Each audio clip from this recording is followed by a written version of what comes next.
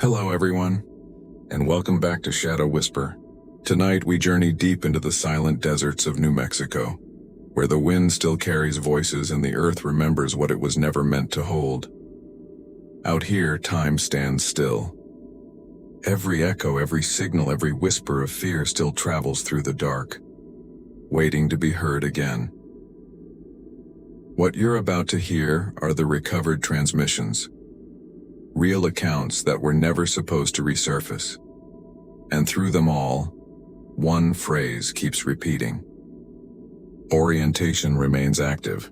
If you can still hear me, like this video, share it, and subscribe to keep our signal alive. Because once you start listening, the silence will never sound the same again. I wasn't lost. People always assume that when they hear this story, like I wandered into the desert the way tourists do and lucked into something I didn't understand.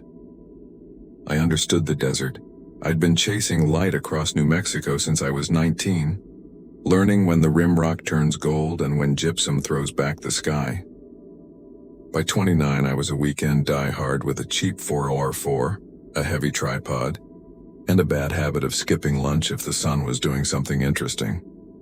That Saturday in April, my target was a place locals call Cuchillo Wash, an offshoot of a dry arroyo about 40 minutes west of Socorro. Spring storms had shaved fresh faces into the sediment. New layers, new lines, new shadows. I wanted those cross-bedded streaks right when the sun drifted low. The kind of shot that makes geology look like a cathedral.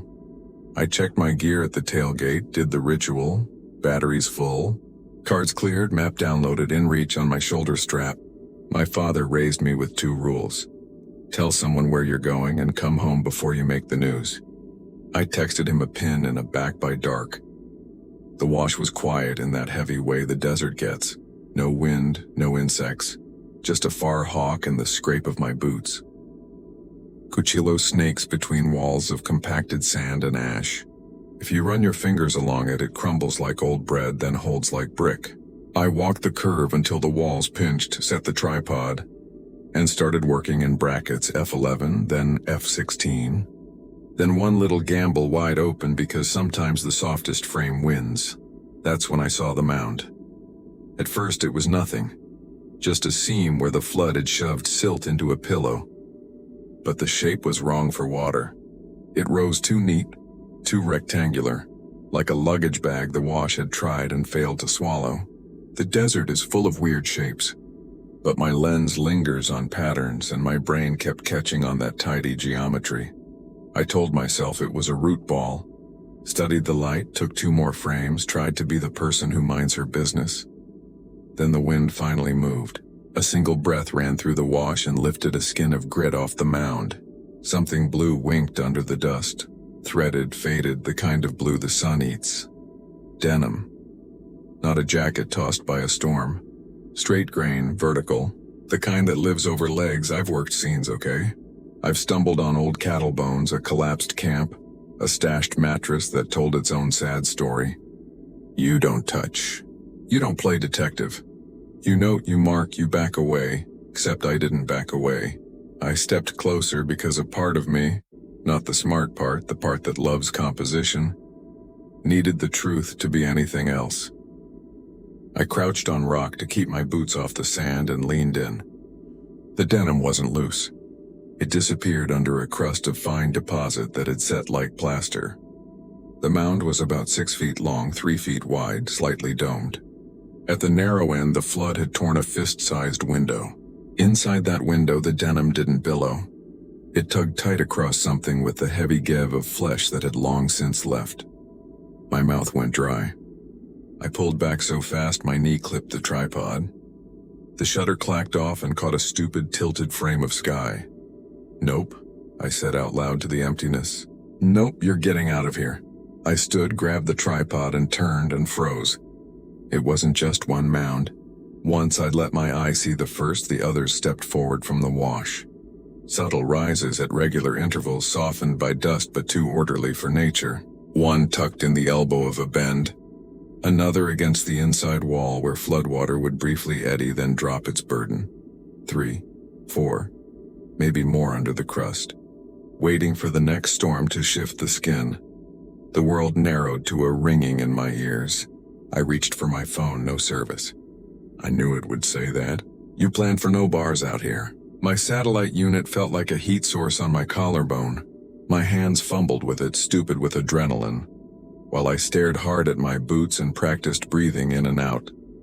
Training kicked in. Not formal training, just years of solo travel and a stubborn father. I stepped from rock to rock, careful not to scuff the sand. I shot 4 wide establishing frames from off the wash floor, slow pans that showed the mounds in relation to the walls, the sun angle, the fresh undercuts where last week's storm had eaten the bank. I set the tripod for a last precise frame, then thought about whoever had earned those shapes and lowered the camera. Evidence can be collected by people in gloves. The desert had already done enough.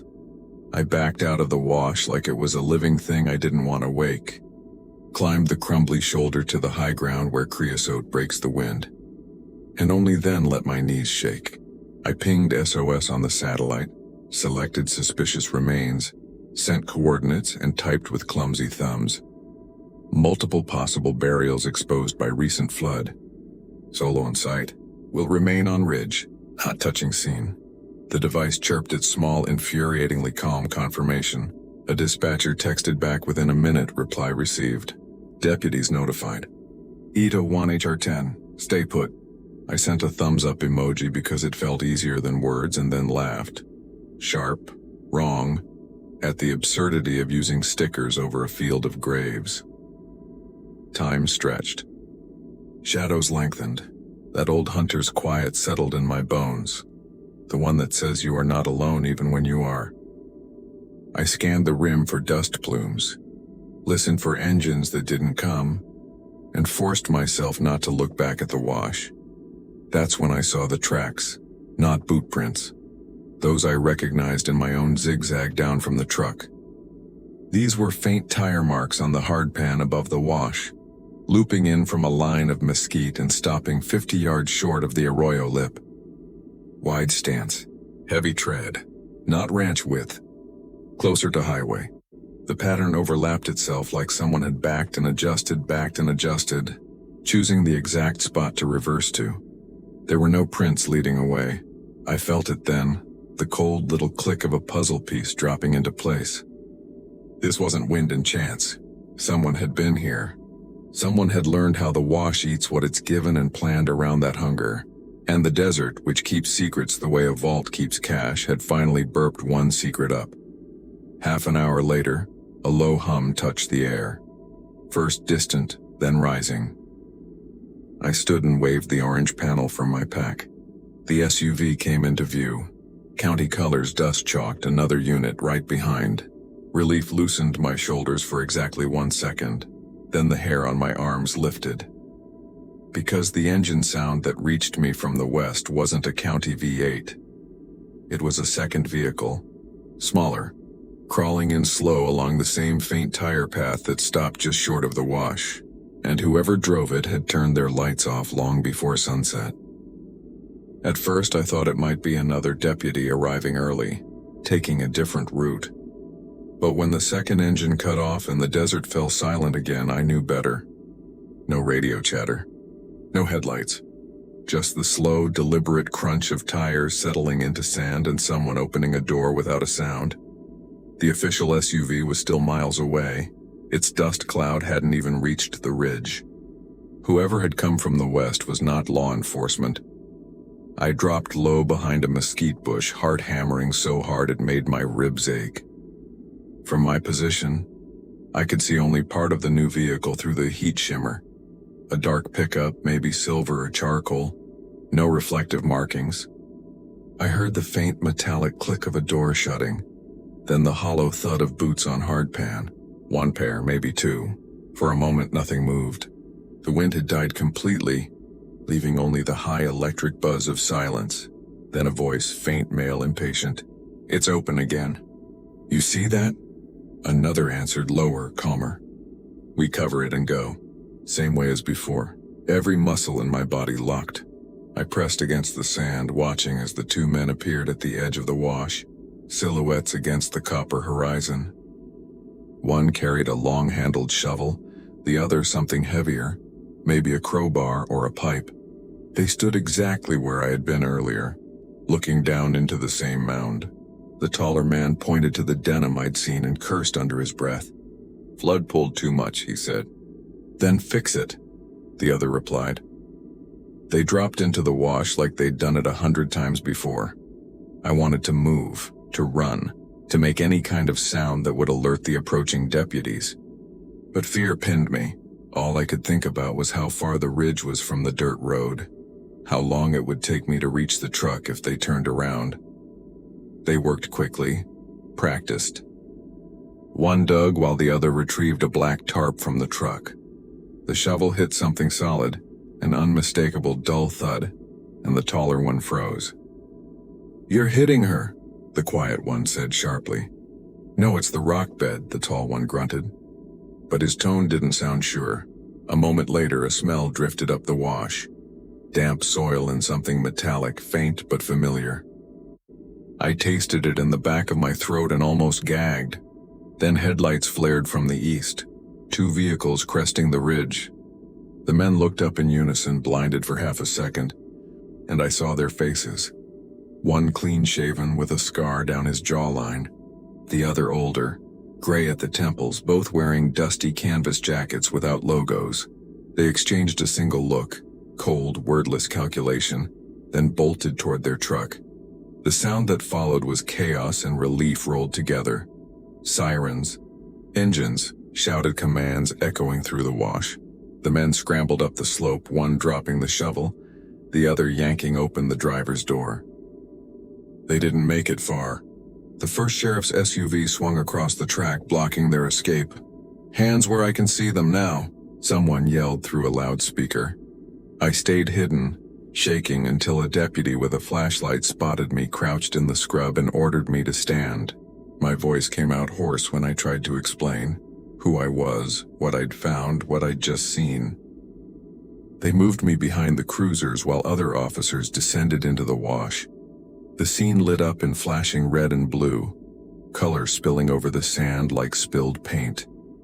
The 2 men were cuffed face down beside their truck. The older one glared at me when they pulled him up. For half a heartbeat, I thought he'd smile. The rest blurred together. Questions, photos, statements repeated until my tongue felt thick. I gave coordinates, timestamps, details. The deputies worked under portable floodlights, careful and deliberate. As dawn neared, they taped off the wash entirely. By morning, the place looked like a small city. Crime scene tents, mobile labs, the hum of generators mixing with the distant cry of ravens. Investigators treated me gently, calling me Miss Moreno like I might break if they didn't use the softest tone. The bodies, 7 in total, were uncovered over the next 3 days. Women, all missing for years, some from as far away as Texas and Arizona. The 2 men caught that night were cousins, both contractors who worked remote cleanup jobs for oil fields. They used company trucks and travel routes that crossed half the desert. Perfect cover for their other work. They confessed only partially, insisting there were others who helped dispose of victims farther south, near the border. That claim would hang over the investigation for months. Reporters came, of course. The Cuchillo Wash burial site made national headlines for a week. People called me a hero for finding it, but the word sat wrong in my mouth. Heroes sleep at night. I didn't. Every time I closed my eyes, I saw those mounds again, half hidden under sand, the denim winking like an eye begging not to be buried again. I stopped photographing landscapes. Couldn't look at the desert without seeing the shapes it hides. Then one morning, about 6 months after the arrests, a package arrived at my apartment. No return address. Inside was a single envelope containing a photograph, printed on matte paper, grainy and old. It showed the same wash from a wider angle, taken decades earlier before the floods changed its path. I knew it was the same because of the rock formation in the background, like a broken tooth jutting from the earth. On the back of the photo, Written in pencil were 4 words. You didn't find them all. I took it straight to the sheriff's office. The handwriting didn't match either suspect, and the print had been developed recently, maybe within the last few months. No fingerprints, no DNA. The investigation reopened quietly. Teams searched another mile of the wash, even brought cadaver dogs. They found nothing. No new remains, no evidence of additional graves. Eventually, the case went cold again, but sometimes, especially when summer storms roll through, and the news shows flash flood warnings across southern New Mexico, I wonder. Every year, the water reshapes the land, carving away old secrets, making new ones. Maybe somewhere down that wash another mound waits under the crust, patient as time itself. The desert keeps what it's given. It buries, it preserves, and sometimes, when it's tired of silence, it lets the living see what it remembers. And when that happens, someone always pays attention.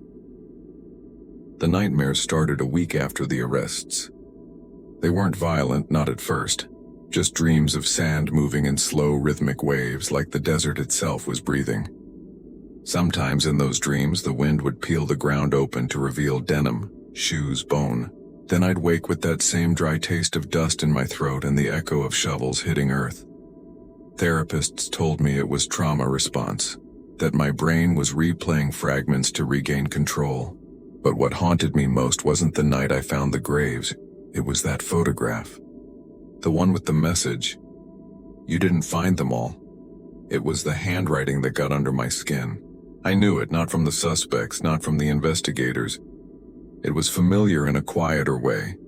The shape of certain letters, the small, careful loops. I went through old notebooks, field journals, even receipts I'd jotted notes on. Nothing matched. And yet every time I looked at that scrawl, a name almost surfaced, then slipped away again. For months I tried to move on. I stopped photographing the desert, started teaching beginners workshops at a studio in Albuquerque. Safer landscapes, architecture, portraiture, anything that didn't breathe silence. People recognized me sometimes, asked gentle questions about that day. I gave polite answers and changed the subject. Then in mid-September, my doorbell rang just before midnight. I remember the exact sound, that sharp metallic buzz that didn't belong in quiet hours. I checked the peephole, nothing. Just the hallway light flickering against the wall. I opened the door an inch and something slipped through. A manila envelope. Unmarked. My chest went cold. Inside, one glossy 4x6 print. My own photograph. The one I'd taken seconds before I realized what the mound was. The tilted frame where the sky dominates half the shot. Someone had printed it from the evidence archive. Across the bottom edge, scrawled in the same pencil handwriting, "You stopped too soon." That's when I called the detective, the one who'd handled my case, Detective Alvarez. She arrived 20 minutes later, still in jeans and a windbreaker, eyes tired but sharp. We bagged the envelope, dusted for prints, nothing. No smudges, no mail tracking, no fingerprints. It hadn't come through the postal system. Whoever left it had been standing outside my door minutes before I opened it. Alvarez tried to be reassuring. It's probably someone obsessed with the case. We get that sometimes. Armchair sleuths who think they know more than they do. But even as she said it, her tone betrayed unease. Because this wasn't a random internet crank. That image hadn't been public. It was part of the sealed evidence package, accessible only to investigators, the DA's office, and forensic staff. Someone on the inside. After that, everything changed. I started checking locks twice before bed, kept a camera running in the hallway, bought a dog, a nervous shepherd mix that barked at shadows. I wanted to believe it was just fear making me see patterns where none existed. But patterns were what I was best at seeing. 3 months later, a storm hit Cuchillo Wash, the worst in years. Flood warnings went out for half the county. I followed the updates online, pretending not to care. But when I saw a drone image of the region on a local news site, brown water ripping through the same ridges I'd stood on, I felt my chest tighten. It was like watching the land breathe again. 2 days after the flood subsided, Detective Alvarez called. "You might want to come in," she said. I drove down that afternoon, stomach in knots. She met me in the small sheriff's office outside Socorro, file folder in hand. "Cleanup crews found something new," she said quietly. "About a mile downstream from the original site." She spread the photos across her desk. More mounds, smaller, older, almost erased by time. But what froze me was one image in particular, a piece of metal half buried in silt. Rectangular, rusted, with embossed letters barely visible under mud. Alvarez zoomed in on her tablet until the text came clear. "Property of the United States Department of Interior. Field Survey Equipment, 1997.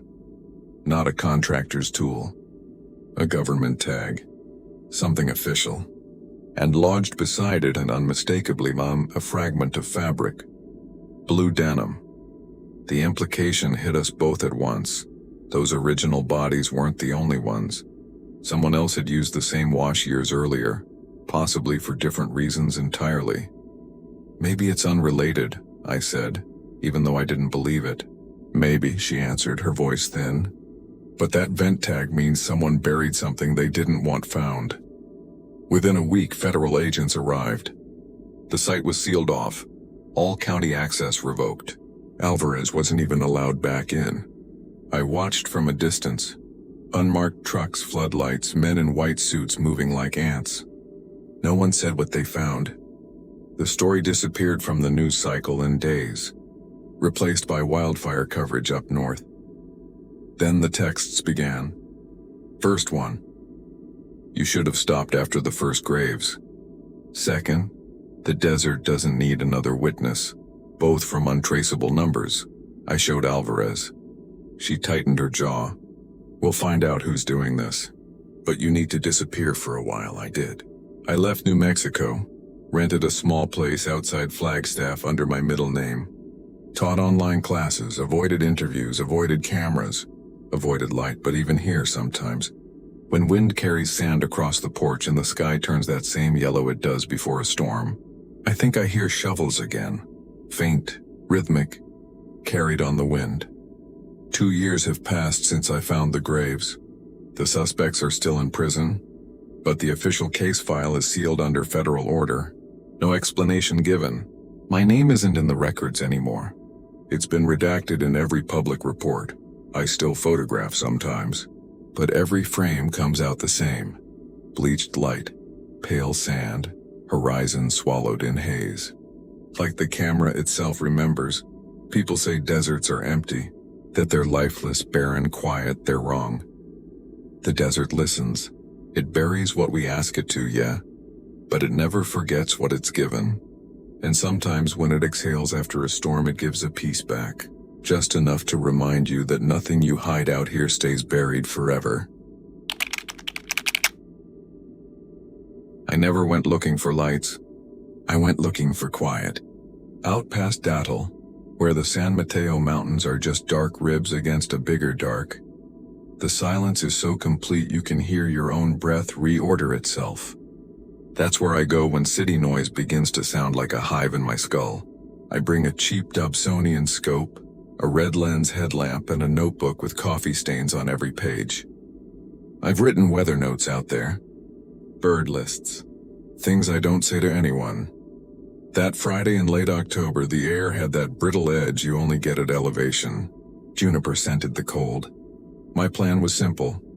Park on a BLM spur 2 ridges north of Highway 60, hike a half-mile to a low saddle, and watch Orion clear the horizon while the very large array winked its red tower lights way out on the plain. It's funny, people think those dishes are always moving, always dramatic. Mostly they just sit like patient white cattle, listening to a sky that rarely admits it's talking. I texted my sister a pin and a throwaway joke. If I'm not back by 1 a.m., aliens took me, again. She responded with an eye roll emoji and a reminder to check my fuel gauge. I had 3/4 of a tank and a thermos full of black coffee, so strong it could etch metal. The kind of night that makes you feel 15 and fearless even if your knees say otherwise. 2 friends were supposed to come. Liam, who teaches physics and has opinions about everything from neutron stars to tire pressure, and Mari, who just likes any excuse to be under open sky. A last-minute school emergency kept Liam in Socorro. Mari texted as I hit the dirt road. 20 minutes behind you. Save me a spot with a view. The first odd thing was the wind, or rather, the way it stopped. There'd been a steady, harmless breeze all afternoon, enough to lift road dust in soft veils. As I turned off onto the spur, the cotton at the edge of my hood caught the last of it. One light tug and then nothing. The junipers went statuesque. The scrub froze mid-whisper. Even the truck felt like it was rolling into a room where someone had said shh. I parked in the dark so my eyes would stay stretched wide. Stars were already sharp. The Milky Way looked like a spill I could wipe with my sleeve. I shouldered the scope tube, tucked the tripod under my arm and walked the 2-track until it dissolved into rock and mouse trails. The saddle isn't much to look at in the daylight, but at night it feels like a balcony. A gentle dip between two low humps. A clean shot east over the plain and west toward blacker country. I set the scope, checked the finder, breathed into my hands, breathed out that white dragon plume that makes you feel alive. It was 10:42 p.m. according to my old field watch. The kind that glows dull green if you tap it twice. My phone stayed in airplane mode to save battery. I made 3 slow notes, seeing good. Transparency, excellent. Wind, abnormal lull. And then forgot the page because Orion's shoulder was just pushing up. And I'm still the kind of child who claps for a belt of 3 stars. Headlights brushed the far ridge, a car easing along the main dirt road. I assumed it was Mari. The light paused, dipped, then went out. I picked up my headlamp to flash her a red dot, then thought better of it. She knew the last turn. No need to wreck my night vision. At 11:03, my phone vibrated in my pocket. 3 short pulses, the way it does when a saved contact arrives within the geofence I'd shared. I smiled.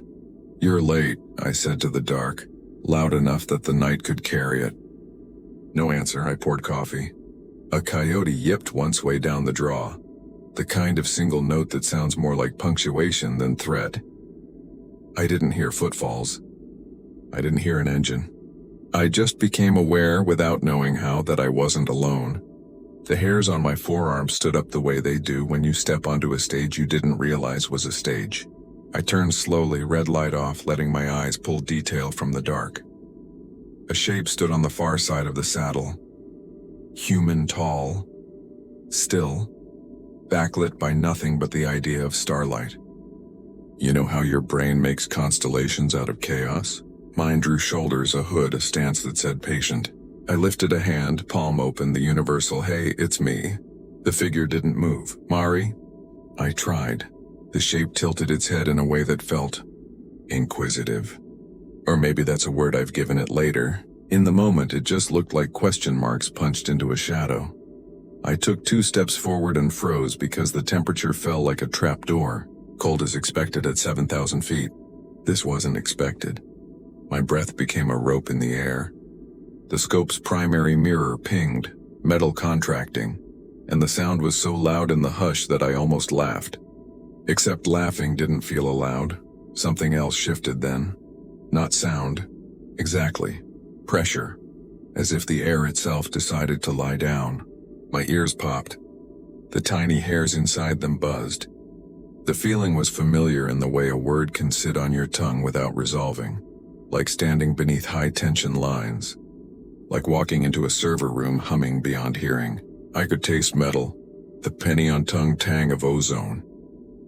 "Okay," I said softly to the notebook in my pocket. To Liam's absent lecture voice. "Electromagnetic something. Inversion layer? Temperature drop, anomalous calm, static charge." I reached for the phone to timestamp it and the screen was already dead. I hadn't touched it since airplane mode. The battery had been at 84%. The field watch went next. The glow winked out mid-tap and left its hand stalled somewhere between times that made no sense. The headlamp gave a dying sigh of red and became a useless weight. The sky brightened, not like moonrise, Not like dawn. The light had no color to it and every color at once. A hard, soft luminescence that didn't throw shadows so much as erase them. My scope's tube turned from black to pearl. The junipers became paper cutouts. The figure across the saddle, which had been a shape and nothing more, resolved briefly, horribly, into not a person. Too narrow where a rib cage should be wide, too long in the forearms, a neck like a stack of dark coins. It removed the idea of a face by simply not having one I could use. The ridge behind it peeled open the way a zipper parts canvas. Not literally, no teeth, no seam, but with that same smooth inevitability. A line of brilliance sliding down the sky, and inside it a darkness that somehow glowed. I did not run. I should have. Later I'll say that I chose not to because I wanted data, because fear can be cataloged and turned into something you own. The truth is simpler. My knees forgot how to be knees. The light reached across the saddle and touched the scope's cap. The plastic responded by lifting gently, as if remembering a better idea about where to be. My thermos lid trembled, spun once, and unscrewed itself. Down on the plain, miles away, the VLA's red tower lamps all went out at once. The night took a breath, and the ridge, which had no right to do anything but be a ridge, moved. It didn't lurch like rock torn from root. It translated as if the ridge had always had a second position and simply chose it now. The seam of brightness widened with no sound at all. That silence did more to my heart than any roar could have. Even coyotes know to be quiet when big things pass. This felt like the sky had invoked that rule for itself. The figure across the saddle shifted, not toward me or away, but aside, aligning itself with the moving slit in the dark. I tried to call out a name, a curse, anything that would put me back in a world where voice meant cause and effect. But my tongue lay heavy and wrong, like I'd bitten anesthesia. I could move my eyes and little else. Knees, useless. Hands, marionette strings cut. Light spilled down in planes. Not beams. There were no cones, no edges feathering in dust. These were sheets, like someone had hung glass from a ceiling you couldn't see. They overlapped with impossible geometry, and the places where they crossed weren't brighter. They were absent, like windows opening onto a weather of nothing. In one of those crossings, 3 panes intersecting at something like a hinge, the air thickened enough to have texture. A row of juniper berries rose from their twig as if considering flight. They hovered there, unsure, then slid sideways into the sheet and were gone. Behind my teeth, the copper taste sharpened. The roots of my hair prickled as if each follicle had remembered it was a sensor. I thought of Liam, of the lecture he would have given me about plasma and field gradients and the poor abused word anti-gravity. I thought of Mari, 20 minutes behind, her headlights dipping over washboards, humming along to some playlist that had gotten us through worse nights than this. I tried to breathe small, quiet breaths so the universe wouldn't notice me. A new sound came then, and calling it a sound is generous. It rode my bones more than my ears. Low, steady, not a note so much as a pressure wave with opinions. Every cavity in my skull rang in empathy. My scope's mirror pinged again, higher this time. Distressed glass. The field watch's dead hands twitched once and stopped. Across the saddle, the knot person angled its head as if listening to a cue. The sheet nearest it flexed like cloth in a wind that didn't touch anything else. Something behind the sheet, some depth I couldn't space, pressed outward. I didn't see an object emerge. I saw the idea of one. The stars behind it bent as though lenses had been slid between us, each point smeared into tiny commas that refused to agree on a direction. When it resolved, it did so the way a word comes together on a tongue, reluctant then inevitable. A shape hung above the saddle. Not triangular, not circular. Those are our favorite options. This had the obstinate plainness of a tool that doesn't care about names. 3 luminous nodes marked its corners, or maybe they marked nothing, because the body between them was more absence than hull. Where it moved, the night made room. The paralysis wasn't complete. I found that if I thought very small, I could make things happen at the edges of myself. My thumb twitched, my jaw clicked.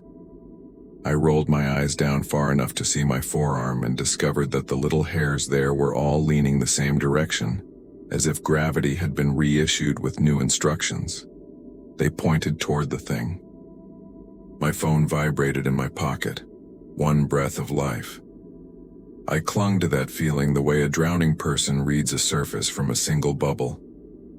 The screen didn't wake, but some part of it had remembered its purpose long enough to tell me, something is here. The vibration made the cup of coffee on the rock quiver. A ring formed around the inner rim, the classic physics class demonstration of resonance, except the note wasn't audible, and the ring moved counterclockwise in little ratcheting jumps, like a second hand that hated minutes.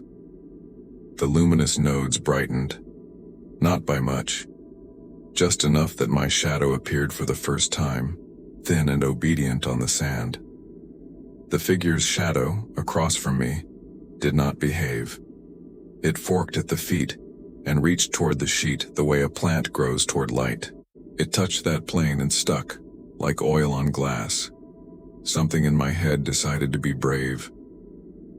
"You can't have me," I said or tried to say. It came out as breath against teeth. Not without learning my name first. I don't know why that felt like talisman or treaty. I only know that as the thought formed, the paralysis loosened a notch, as if the world appreciates rules, even invented ones. Then a glow, warm and human, bloomed from the east-facing slope. Headlights, new ones, too low and golden for the thing, in the sky, too jittery to be anything but a vehicle bouncing on ruts. They swept the saddle's far lip, catching the edges of limestone in little candle stutters. "Mari," I said, and this time the name left my mouth correctly. The light galvanized the figure. It turned, not with surprise but with recognition, and lifted an arm, or a jointed length meant to be an arm, toward the approaching beams. The sheet flexed wider, an invitation or a mouth. The luminous nodes dimmed in concert, as if choosing where to spend their attention. Some humane part of me that had been struggling to be heard finally won. I toppled sideways, scraping my knee on cinder. Pain is such a relief when you've been outside your body too long.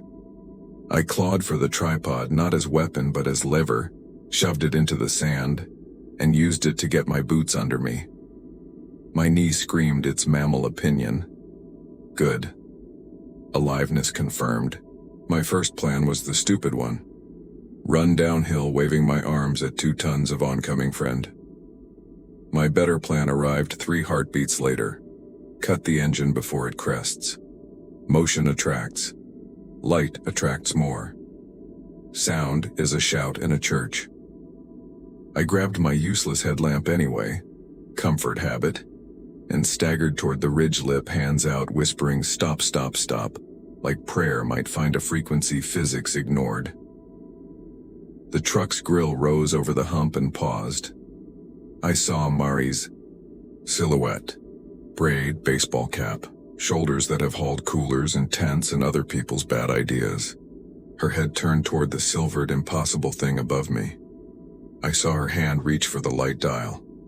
"Don't," I hissed, and whether she heard that or some older voice wired into fear, the beams flicked off. We stood in shared dark. The luminous nodes, having been denied a fresh circle of attention, refocused. The sheet nearest me thinned until the stars behind it sharpened, then thickened again with the slow pulse of breath. The pressure sound deepened. It wasn't louder. It was closer, inside the meat of my skull. The field on my skin reversed so suddenly that every hair lay down slick. The knot person angled itself between us and the sheet, as if taking a position designated by rules we didn't know. My phone gave one last heroic shiver. A line of text ghosted onto the dead screen with the dimness of an afterimage and vanished before I could swear it was there. 11:29. Jeffense exit. Something in me broke and laughed because of course the app could still count steps if nothing else worked. Of course the one thing it chose to tell me was that I was leaving the circle I'd drawn around this place. A band of light unspooled from the object and laid itself across the saddle like a ribbon. It didn't touch rock. It touched space. Pebbles lifted. My tripod slid an inch without scraping. The thermos lid, which had been dithering in place, rolled decisively and came to rest, pointing east, toward the VLA, toward the plains, toward the world the dishes listened to. Liam would say, "Take data," I whispered. So I did the foolish holy thing. I stepped into the band. For an instant, nothing happened. No pain, no sound, just the sense of every molecule around me agreeing to something I hadn't been asked to sign. My boots left the ground by the thickness of a breath. The air felt wet, not with water, but with memory. Like I was standing inside a thunderhead remembering how to be rain. Then the cold changed. It wasn't absence of heat anymore. It was precision. The kind of cold a surgeon would admire. It sliced neatly between thought and fear, leaving me too calm to scream. The ridge, the stars, the very texture of night folded into planes, black mirrors facing one another. And I saw my own outline reflected in every direction. Smaller and smaller, as though distance had been replaced with recursion. In each reflection, something stood behind me. Not a second me, something taller, leaning close enough that its presence pressed against the idea of my skin. I felt its attention slide down my spine like static reading a map. Why here the voice wasn't a sound. It arrived as comprehension, already translated. My mouth worked around dry syllables. I come here for quiet. Quiet is not empty. The reflections pulsed once, synchronized heartbeat of light on glass. In the farthest one, a thread of brightness ran from my chest into the taller shape. Thin as fishing line. I didn't feel punctured, only tethered. Every instinct screamed, cut it, but the body can't always hear instinct when language is whispering straight into blood. Behind me, the ridge kept moving. Or maybe it was the thing inside the ridge, finally visible now that my eyes had given up on understanding. Shapes within shapes, symmetry made wrong by being too perfect. It wasn't a craft or a creature. It was architecture pretending to be geology, exhaling light every few seconds like a lung with centuries between breaths. Mari, I tried again, turning or thinking about turning toward where she'd been. The motion was syrup, the air thick enough to push against. I saw her outline frozen at the edge of the saddle, one arm raised as if reaching toward me. The band of light ran between us, brighter now, humming at a frequency I felt in my teeth. The listener moves when spoken to. The ridge listened too long. I don't understand, I whispered. Are you from? Not from. Still within. It wasn't pride in that voice or mercy, just fact. The word within expanded, carrying images I couldn't translate. Strata folding like paper. Signals buried under sediment. Circuits carved into stone by time itself. Something beneath New Mexico's bones had been learning to listen longer than we've been learning to speak. The thread in my chest tightened, and every memory I had began to flicker, not erased but skimmed, as though someone were reading the captions under photographs. Father's workshop. First telescope. Coffee spill on notebook. Each recollection blinked under that invisible attention. Acknowledged, filed, left intact.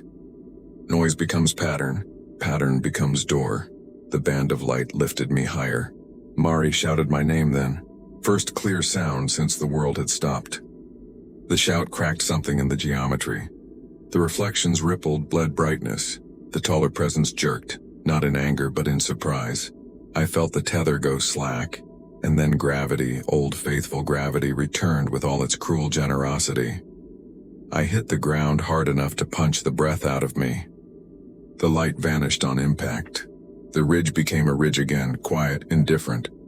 Stars resumed their ancient work. My scope lay on its side like a dead insect. The thermos had toppled, coffee spread in a dark circle that steamed against the cold. Mari was beside me in seconds, shaking my shoulders, voice tangled between anger and fear. What the hell happened? Everything just stopped and then you... She gestured upward, helplessly. You disappeared. I couldn't answer right away. My mouth tasted of metal and ozone. When I finally spoke, it came out small. Did you see it? She hesitated. I saw a light, like the sky breathing, and then nothing. We packed in silence. My phone was dead again, my watch ticking backward. When we reached the truck, its dash clock blinked 11:17 p.m., 12 minutes before any of it began. The radio spat only static until we hit pavement near Daytil. 2 days later, I drove alone to the very large array visitor pullout. Half the dishes were slewed east, half in maintenance stow. Through binoculars, I noticed one dish scarred along its rim with a pale scorch mark, neat and circular. Officially, lightning. The weather log for that night listed clear skies. I emailed Liam, sent him coordinates, begged him to check seismic data. He replied an hour later. Weird. Instruments at the array logged a broadband burst at 23:31, not radio. Not lightning, just everything at once. He attached the spectrogram. At the very center of the chaos, a pattern repeated 4 times. 3 short bursts, 1 long. I played the waveform through my laptop speakers. The sequence was familiar. Not sound, but rhythm. The same pressure thrum that had lived inside my skull on the ridge. Weeks passed. Nightmares, of course, but also odd comfort. Like the fear had edges I could trace now. I started noticing small wrongnesses. Electronics losing time near Daytil. Compasses that twitched. Birds avoiding the saddle's airspace. The Forest Service closed the trailhead citing erosion, but the sign looked brand new. One morning, Mari called. You'll think I'm crazy, she said. But the ridge, it's... Lower. Lower how? I drove past yesterday. The horizon's off. Like someone took a bite out of it. I haven't gone back. Not yet, maybe not ever. Sometimes, late at night, I pull out the spectrogram, turn it sideways and trace the waveform with my finger. The pattern looks almost like handwriting. If you squint, you could read it as words. I don't. I don't want to know what language it thinks it's speaking through me.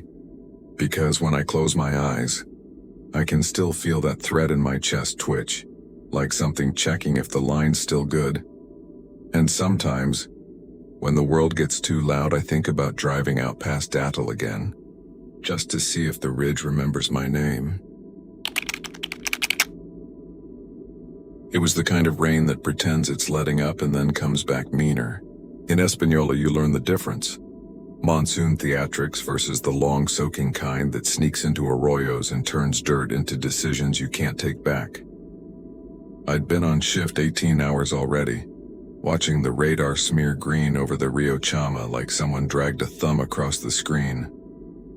Night dispatch was 2 voices and weak coffee.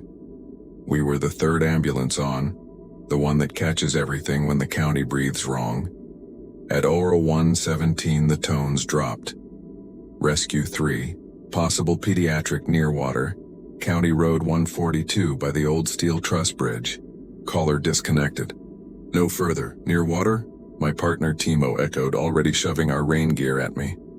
He was all elbows and kindness. The sort of medic who remembers birthdays and where you hid your worst call. That code should be water rescue. Dispatch came back thinner. We've got repeat calls, crying heard by the river. No visuals. Sheriff en route.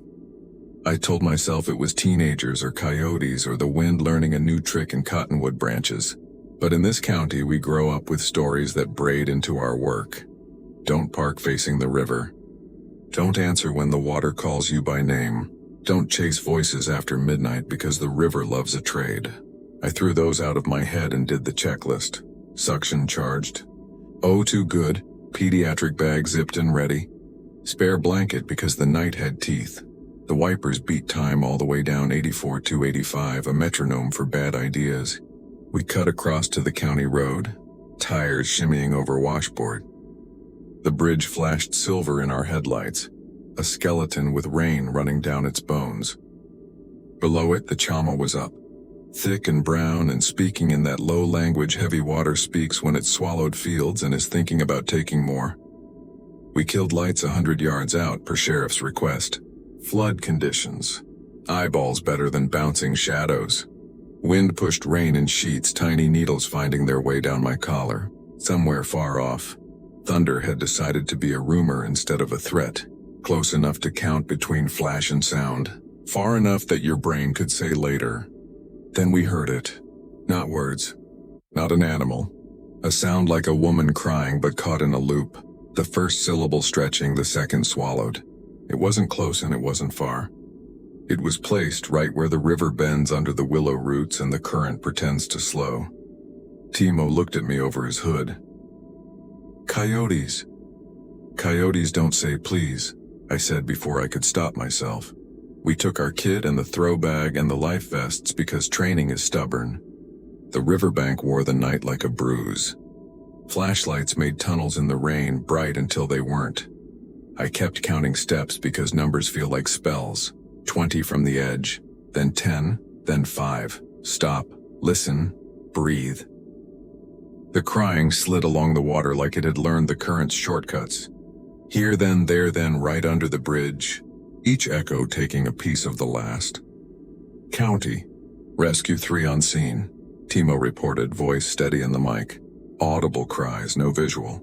Water is high, fast, debris-laden, establishing shoreline search. Copy. Dispatch tried to sound bigger than her tiny room. Sheriff 2 minutes out. Fire 5 out. I walked the bank, light low, the beam skimming water like a skipping stone. A log turned into a body turned back into a log. Wet willow leaves smacked my cheek, left cold fingerprints on my skin. The crying rose again, fuller now, a sound that hooked behind the breastbone and tugged you forward even if your boots said no. Hello?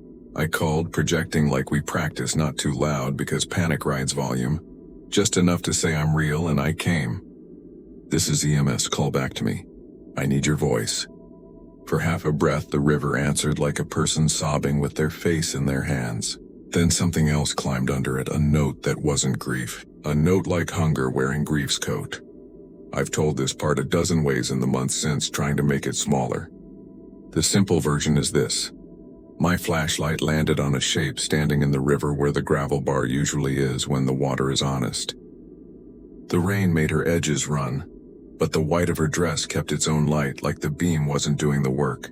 Hair long and black and wrong in the wind, because the wind was coming from the west and her hair leaned east. Shoulders that shook as if crying and then didn't shake at all, like someone pretending to remember how. Her head turned before her body. Eyes, if they were eyes, caught our light and held it the way water cups sky. I tasted iron like I'd bitten my lip. Timo's hand tightened on the back of my vest, a silent "don't we learned the hard way." "Ma'am," I said, "because protocol is armor, even at the river. Can you walk to me? I've got a rope for you. Stay where you are if you can't feel the bottom. I'm going to throw a line. To not..." My voice snagged because she took one smooth step upstream against the brown muscle of the current like it was shallow road. From the bridge, tires hissed in the rain. The unit rolled up dark. Sheriff Mraz, broad, practical, a father who ties his tie with the same square knot he secures fences, came beside us and lifted binoculars even though there was no need. His breath fogged the lenses and he didn't wipe them. "You hearing it?" he asked without the radio. "Yes," I said. "It knows your name?" he asked next, quieter. I hadn't said my name since we left the station. I hadn't said any name out loud, not mine, not Timo's. I wanted to laugh and couldn't, because the crying had learned a new trick in the last 30 seconds. It braided my name into itself. Not perfect, close like a child imitating a mother.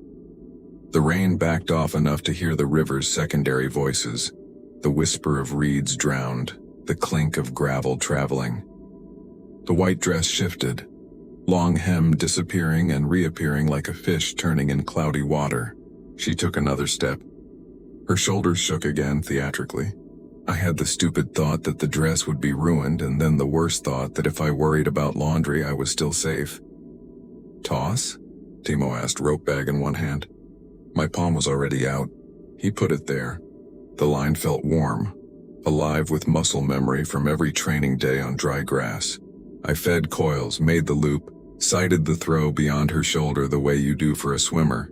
Never at them, always where you want them to go. The crying rose to a knife edge, the close enough version of my name now exact.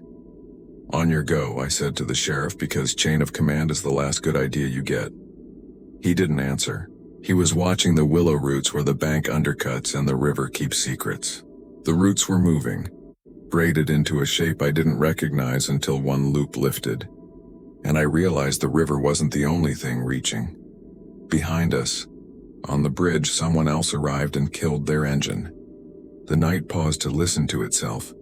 The white dress rippled in place, not with current but with choice. Now, Sheriff Mraz said, and I threw. The line flew clean, a bright arc through the rain, and hit the water just shy of the figure. It coiled once, twice, then sank. Not the normal sink of nylon soaking through, but a pull. The kind that means something underneath knows exactly what it wants. Timo braced the rope around his hip. Got tension, he said, leaning back. The cord vibrated in his hands like it was humming. Let it go, I hissed. He didn't. Timo's good that way, heart first, brain second. The hum grew to a whine. The rope jumped once, hard enough to cut his glove. He swore, stumbled, and finally released it. The line vanished beneath the water, tail end whipping into the current like it had been swallowed whole. The woman, or the thing, didn't move. She stood where the bar should have been, motionless, while the river between us went slick and featureless as if it had forgotten what ripples were for. Her dress, once white, began to darken, not stained by mud but deepening from the inside out, the way ink seeps through paper. Back it up, Sheriff Mraz ordered quietly. Both of you, stay above the berm. We took 2 steps backward. The crying stopped as if someone had dropped a switch. The silence that followed was alive, heavy and full of waiting. My heartbeat felt too loud. I could hear rain tapping the hood of my jacket like a metronome counting down to something I didn't want to meet. She turned toward us, and the light caught her face. I wish I could describe it cleanly. I wish I could tell you what it was. But there are moments the brain refuses to take good pictures of because it knows they'll never leave. Her face was blurred the way something looks through running water, but the water was on the inside. You could see motion there, the shadow of features rearranging themselves again and again like she couldn't decide who to be. Then in the middle of that blur, a mouth formed, smiling too wide, too patient. Leave it, the sheriff whispered, like prayer. It's not for us, but I was already moving forward. Training again, automatic. She could be in shock, I told myself. Hypothermic hallucination. Flash flood victim. My boots hit the edge of the bank and sank in mud that felt too warm. Stop, Mraz barked. That's when she laughed. Soft at first, like someone remembering how. Then higher, sharper, rising to that same pitch as the earlier sobs until the sound wasn't coming from her throat anymore. It came from everywhere. From the water, from the willows, from inside the rain itself. Rescue 3 to county, Timo shouted into the mic. We have, possible 1045 in the river. Request additional units. The radio answered with static so thick it sounded like breathing. Then faint through the hiss, another voice layered under dispatches. A woman's. Slow. Deliberate. Team... Oh. It dragged his name out like a song. Timo froze, staring at the handset. That's not funny, he said. It's not me, dispatch replied, panicked. Who's on your channel?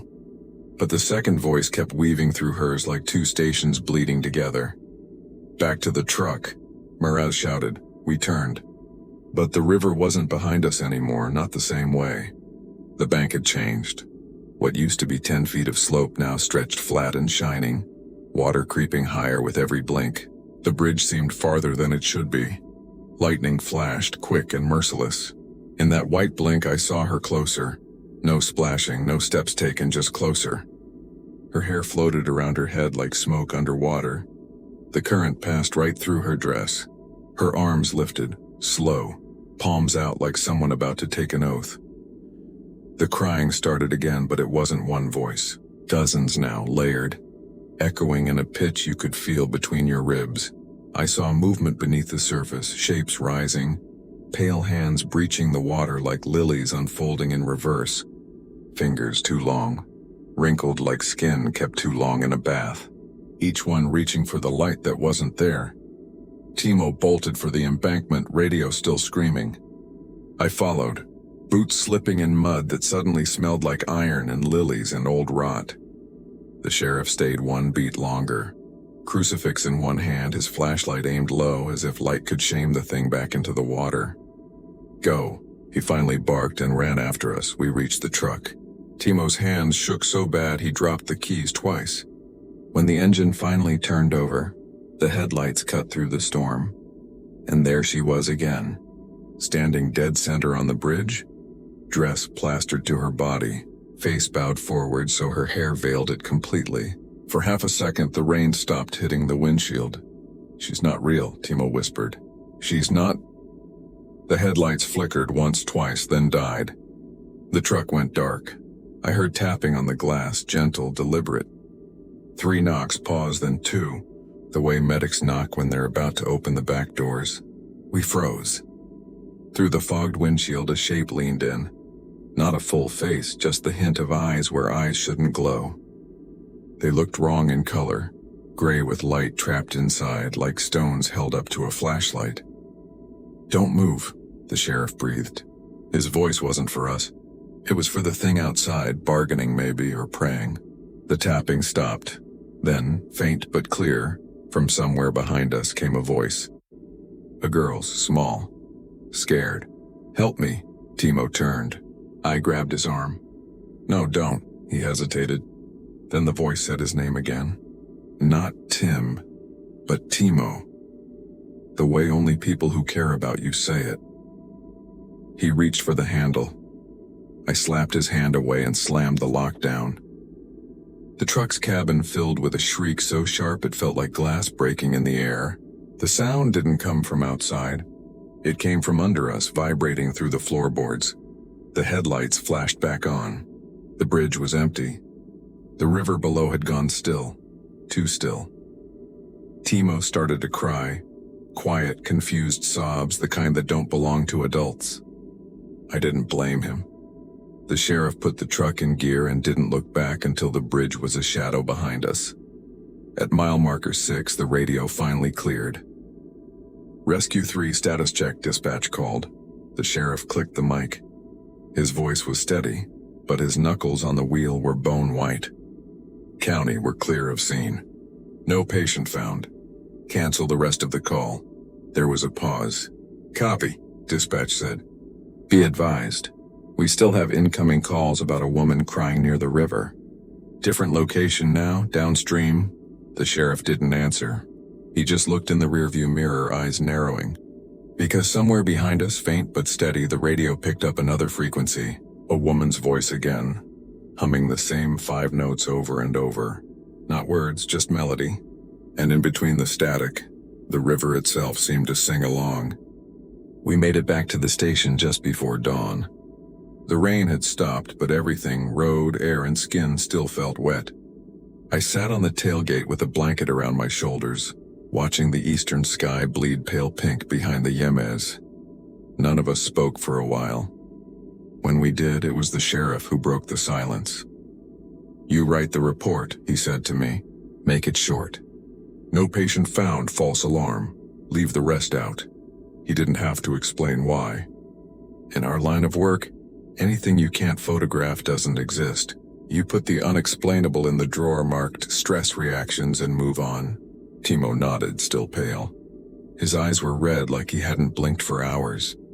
I tried to sleep in the dorm later, but the sound of water kept finding its way into my dreams. Slow, patient trickles turning into voices that whispered my name. Every time I opened my eyes, the darkness looked wet. 2 days later, the sheriff called us to meet him out near the bridge again. "I just want to show you something," he said. The sky was clean this time, high and hard blue. The river had dropped 6 feet since the storm. Where there had been wild water and cries, there was only silence and the smell of silt. He pointed at the gravel bar where we'd seen the woman standing. There, half buried, was the end of our throw rope. Frayed, blackened at the edge like it had been dragged through fire. Timo crossed himself. "You think she took it?" "She didn't need to," the sheriff said. "Whatever that was, it wanted to be found." He crouched, brushed the mud aside, and revealed something caught in the fibers of the rope. A small silver pendant shaped like a teardrop.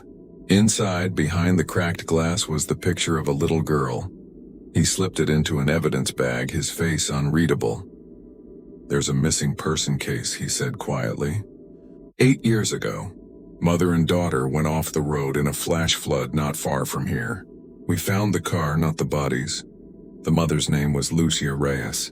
Locals said she was calling for her daughter for weeks afterward. People heard her near the river. The call stopped after the floods receded. He looked at the rope again.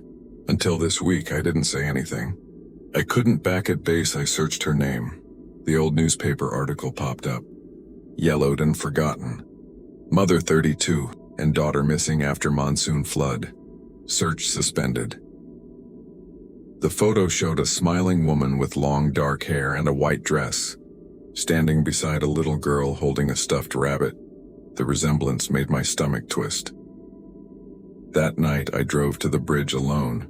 I told myself it was for closure, to see the place one last time, dry and ordinary. But when I stepped out of the truck, the air was thick again. Too still for summer, too heavy for breath. The river whispered. Not rushing water, not insects. Words soft and tired. Mija. Ven? My name followed. Quieter this time, like a memory spoken by someone who'd already forgotten how to speak. I walked halfway onto the bridge and stopped. The moon was high enough to paint everything silver. The gravel bar gleamed faintly, and for a heartbeat I saw movement. A shimmer in the shape of a woman kneeling in the shallows. Not white now, just a darker patch in the dark. Her hands moved like she was smoothing a blanket, tucking someone in. Then she looked up. Her face was clear this time, sad, human, exhausted.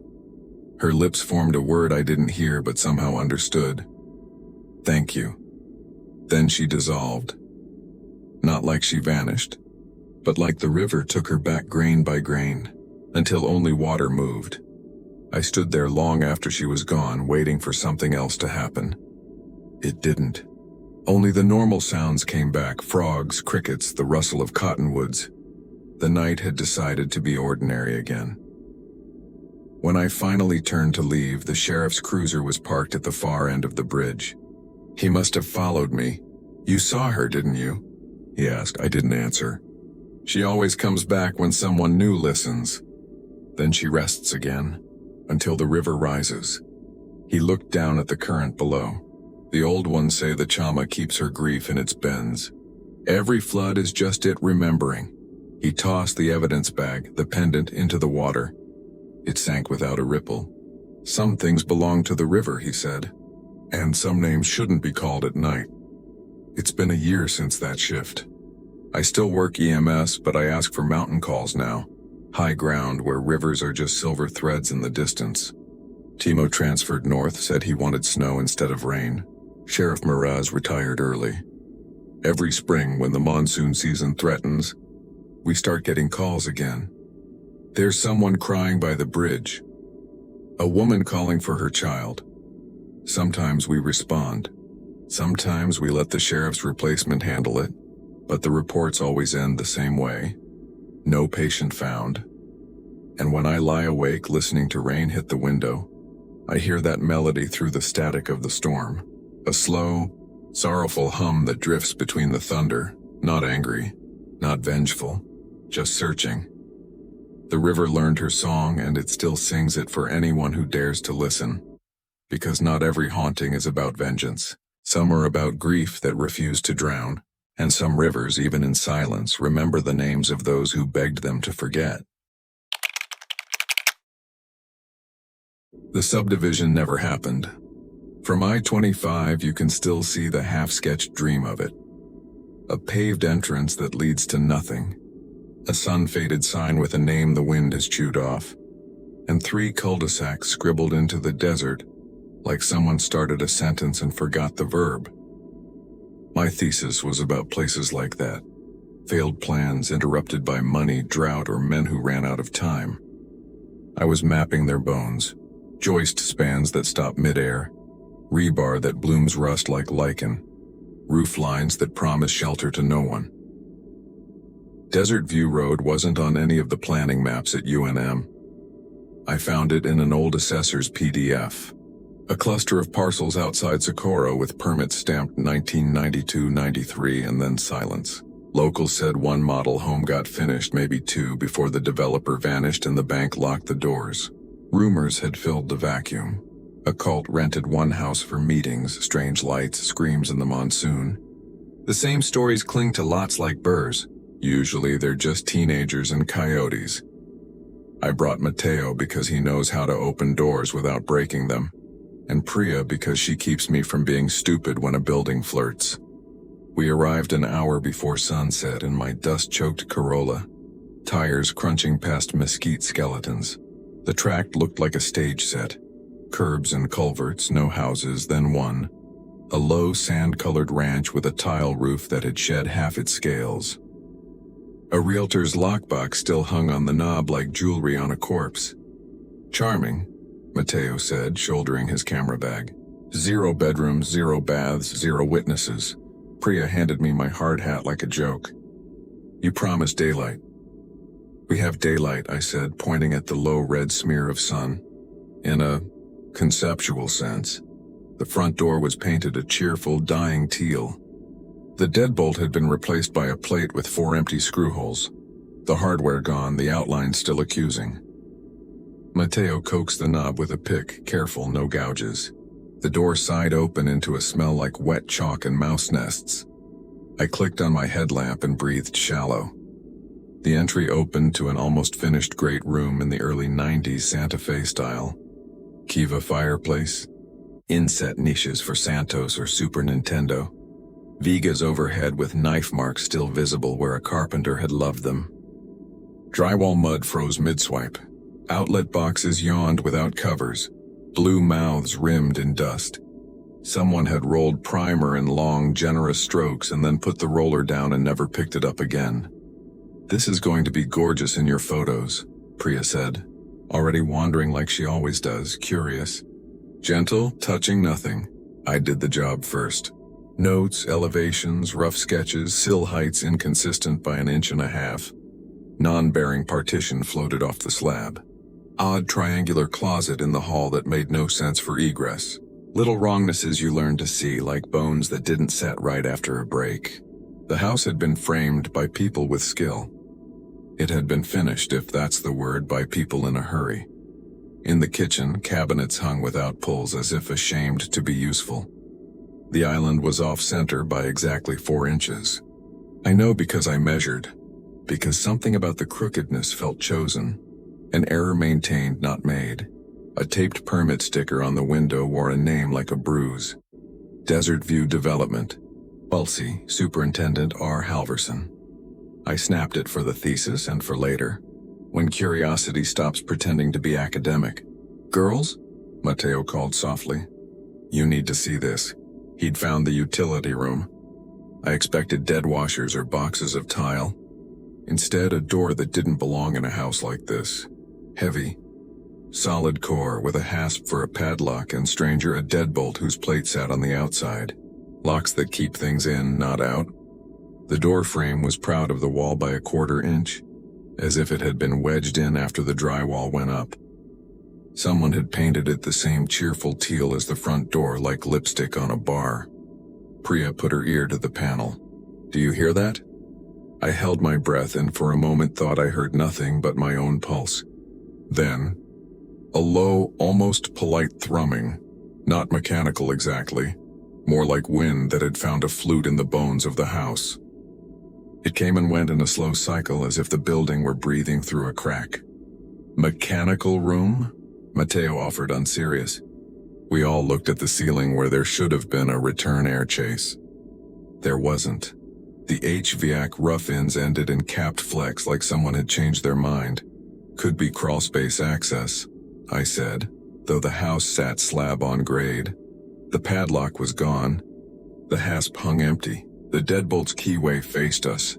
Matteo looked at me. I shook my head. We document. We don't force. We don't have to, Priya murmured. She had wrapped her fingers around the knob and turned. The latch clicked like a small throat clearing.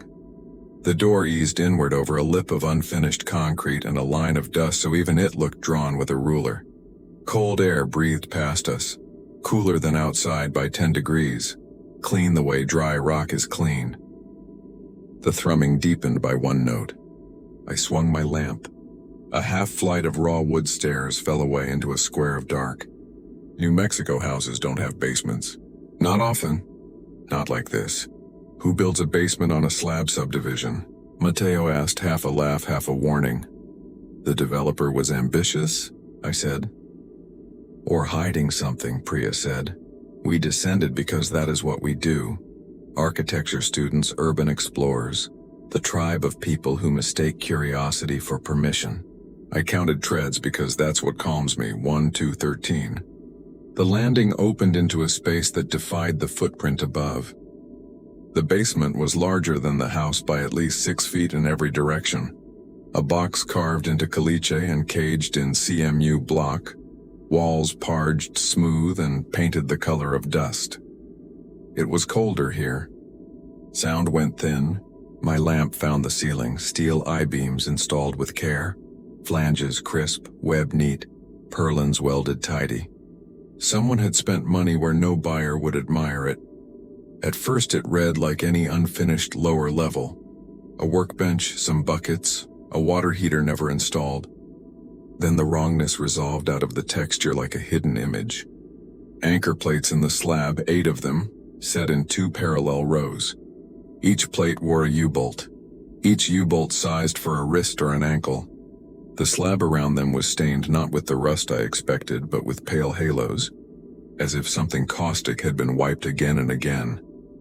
Tell me those are for strapping down equipment, Matteo said softly. Equipment with a pulse, Priya whispered. I walked the perimeter. The air carried a faint sweetness I recognized from labs. A solvent, formalin's cousin. Something meant to preserve or erase. In the far corner sat a metal drain set flush with the slab, its grate polished by use. Above it, a section of wall with a different paint, glossier, more easily washed. A hose bib protruded nearby, shiny despite the dust. My lamp found a rectangle on the wall the color of absence where a cabinet had hung. The outline was clean. On the floor below lay a single sheet of paper, trapped under an overturned plastic bin as if someone had meant to take it and forgot. I lifted the bin. The paper had bled at the edges with damp, but the center held. A printed checklist with boxes and neat columns, the kind you laminate and wipe. At the top, in all caps, orientation, session, and beneath, in a smaller hand, a name I knew only from the permit sticker upstairs, R. Halverson. The thrumming rose again. Faint, like a memory of machinery starting somewhere you can't see. The hairs on my forearms lifted. A second sound ticked into being, soft, regular, like a plastic wheel turning and catching, turning and catching. I followed it with my lamp until the beam struck a thing that had no business working after 30 years. A camcorder on a tripod, small and gray, a red light stuttering alive as if the room were exhaling just for it. Then it clicked. The camera was on a timer. It had been set to record on a schedule, and somewhere in the dark something else had kept the schedule. The camcorder's tiny red light blinked like a heartbeat, slow, insistent, patient. Matteo stared at it. That's impossible, he whispered. Those batteries would be dust by now. Priya took a step back toward the stairs, voice barely a breath. Elena, we should go. We should not be here. But curiosity is a cruel thing. It makes you think danger can be translated into data if you just get a better angle. I crossed the slab, light sweeping the walls. The camcorder sat on an old tripod, its casing mottled gray with corrosion. When I leaned close, I saw that it was plugged into the wall, an outlet half hidden behind conduit. The cord snaked up to a junction box humming faintly with current. Someone had wired this basement separately from the house above. "Mateo, film this," I said. He shook his head. "No, I think it's already filming us." He wasn't wrong. The lens had pivoted ever so slightly, following movement. Dust motes swam in the beam like ash. The thrumming in the room deepened again, rhythmic now, like a slow pulse behind the walls. Priya whispered, "Elena, the checklist. Look." She pointed to the paper I'd placed on the workbench. The moisture in the air had softened it, revealing faint impressions from another sheet that must have once lain on top of it. Pressure marks from a pen. I tilted my light and read the ghosts of words pressed into the pulp. Subject A, exposure 4 HRs, reaction, compliant. Subject B, 7 HRs, reaction, vocal, non-responsive after. Priya turned away, gagging. "What is this place?" I didn't answer. I already knew what it looked like. The chains bolted into the floor, the drain, the checklist, the soundproof paint. It was a room built to hold living things. Mateo steadied his camera and swallowed. Maybe some kind of psychological study? Experiments from the university? There were human trials back in the 90s. "Stop!" My voice came out harder than I intended. If this was research, it wasn't sanctioned. I approached the camcorder.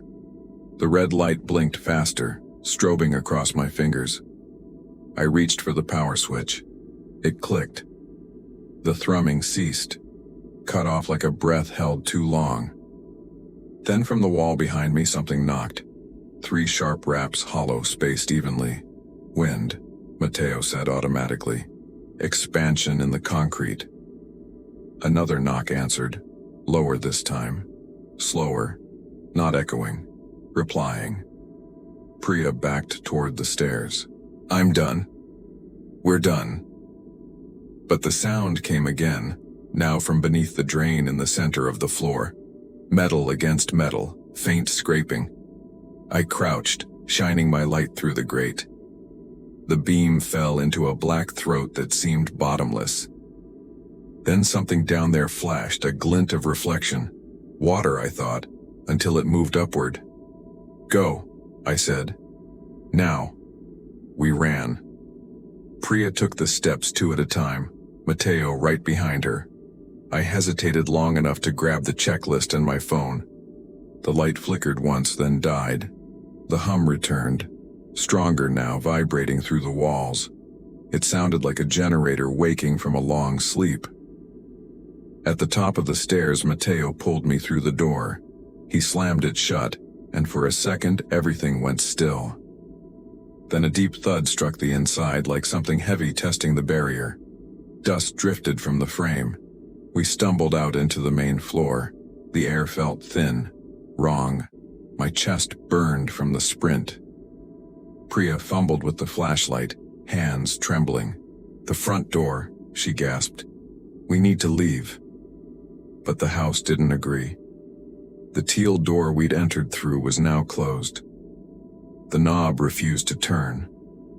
Mateo threw his shoulder into it. Once, twice. It didn't budge. "Elena!" Priya screamed. The lights came on. Every fixture in the unfinished house. Bare bulbs, flood lamps, even the recessed cans with no switches, flared to life at once, humming with old electricity. The sudden glare turned the drywall white as bone. And then, through the vent opening in the hallway, a voice began to speak. At first it was just a hiss like static. Then words found shape. "Subject C, awake." The sound wasn't a recording. It adjusted mid-syllable, recognizing. 3. Awake. Mateo spun toward the vent. Who's there? The voice replied instantly. 3. 3 awake. 1 left. Something moved behind the vent grill. Slow, wet movement. Too large to be a rat. Basement door, Priya shouted. I turned. The teal door was opening on its own, the hinges crying softly. Cold air drifted up, carrying a scent that wasn't dust anymore. It was chemical, sharp and sweet, undercut with something unmistakably human. Mateo grabbed my arm. Forget the door, window. He smashed the nearest pane with a flashlight, cleared the shards with his sleeve, and shoved Priya through first. She tumbled into the sand outside, sobbing. I was next, scraping my knees on the sill. When Mateo tried to follow, something grabbed his ankle from behind. His scream was wordless. I turned back and saw his leg half swallowed by shadow, the shape behind him impossible to resolve. Like the darkness had substance, fingers made of air and static. I lunged forward, caught his wrists, pulled until my shoulder popped. Whatever held him resisted once, twice, then let go. We spilled into the dirt together. The second his boots cleared the frame, the lights inside the house went dark. No fading, no dimming, just gone. The hum stopped. Silence roared in its place. We ran without looking back. The desert was full of thorns and moonlight and the sound of our hearts trying to beat their way out of our throats. We didn't stop until the Corolla's headlights cut the night and we collapsed against the doors, half laughing, half crying. Priya stared at the house, barely visible in the distance. It's dark again, she said. I nodded. It was waiting for someone to wake it. Mateo opened his camera. The footage played only static. Every frame after we crossed the threshold was blank. Every sound file was corrupted except one, a faint recording of the last few seconds inside. The teal door creaking open. The voice saying softly, 4 awake now. The file ended there. We drove back to Albuquerque in silence, the desert swallowing the road behind us. But an hour later, as we passed the first gas station in town, my phone buzzed even though I'd left it in airplane mode since we'd escaped. The screen lit up with a single new notification. New video saved. 04:32 a.m. When I opened it, the thumbnail showed the basement. The camcorder light was blinking again, and this time the lens was facing directly at the stairs. I didn't watch the video that night. None of us did. We drove until sunlight felt safe again, until the Sandia Peaks turned gold and the radio started catching morning stations. I dropped Mateo and Priya at her apartment and promised to call after I'd slept. I never did. We didn't talk for 3 months. When exhaustion finally surrendered, curiosity crept back. That morning before sunrise, I opened my laptop and plugged in the phone. The file sat alone in its folder, time-stamped 04:32 a.m. Its size too big for something that had recorded only seconds. I clicked play. At first there was nothing. Static and hiss, the digital breath of an empty room. Then the picture resolved, grainy but unmistakable. The basement. Same concrete, same drain, same unpainted beams. But the camera wasn't where we left it. It stood at the foot of the stairs, pointed upward as if something or someone had moved it. I recognized myself first. 3 blurred shapes frozen mid-run, caught in the frame as we fled. The door above us hung open. Light from my headlamp painted a slice across the wall. Then the frame stuttered, a jump cut. We were gone. The door began to close on its own, slow, deliberate. Halfway up the stairs, something pale pressed against the wood from the inside, like a hand dragging through wet paint. 5 fingerprints smeared down and vanished. The latch clicked. The camera stayed rolling. 10 minutes, then 20. At 27:31, the humming returned. The floor vibrated visibly, dust trembling in waves. The light shifted, dim to bright to dim again, as if the source wasn't electric but breathing. Then movement. A blur that entered from the left of the frame, stooping. The shape of a man. He wasn't ghostly. He was real, flesh and bone. Face hidden beneath a hood.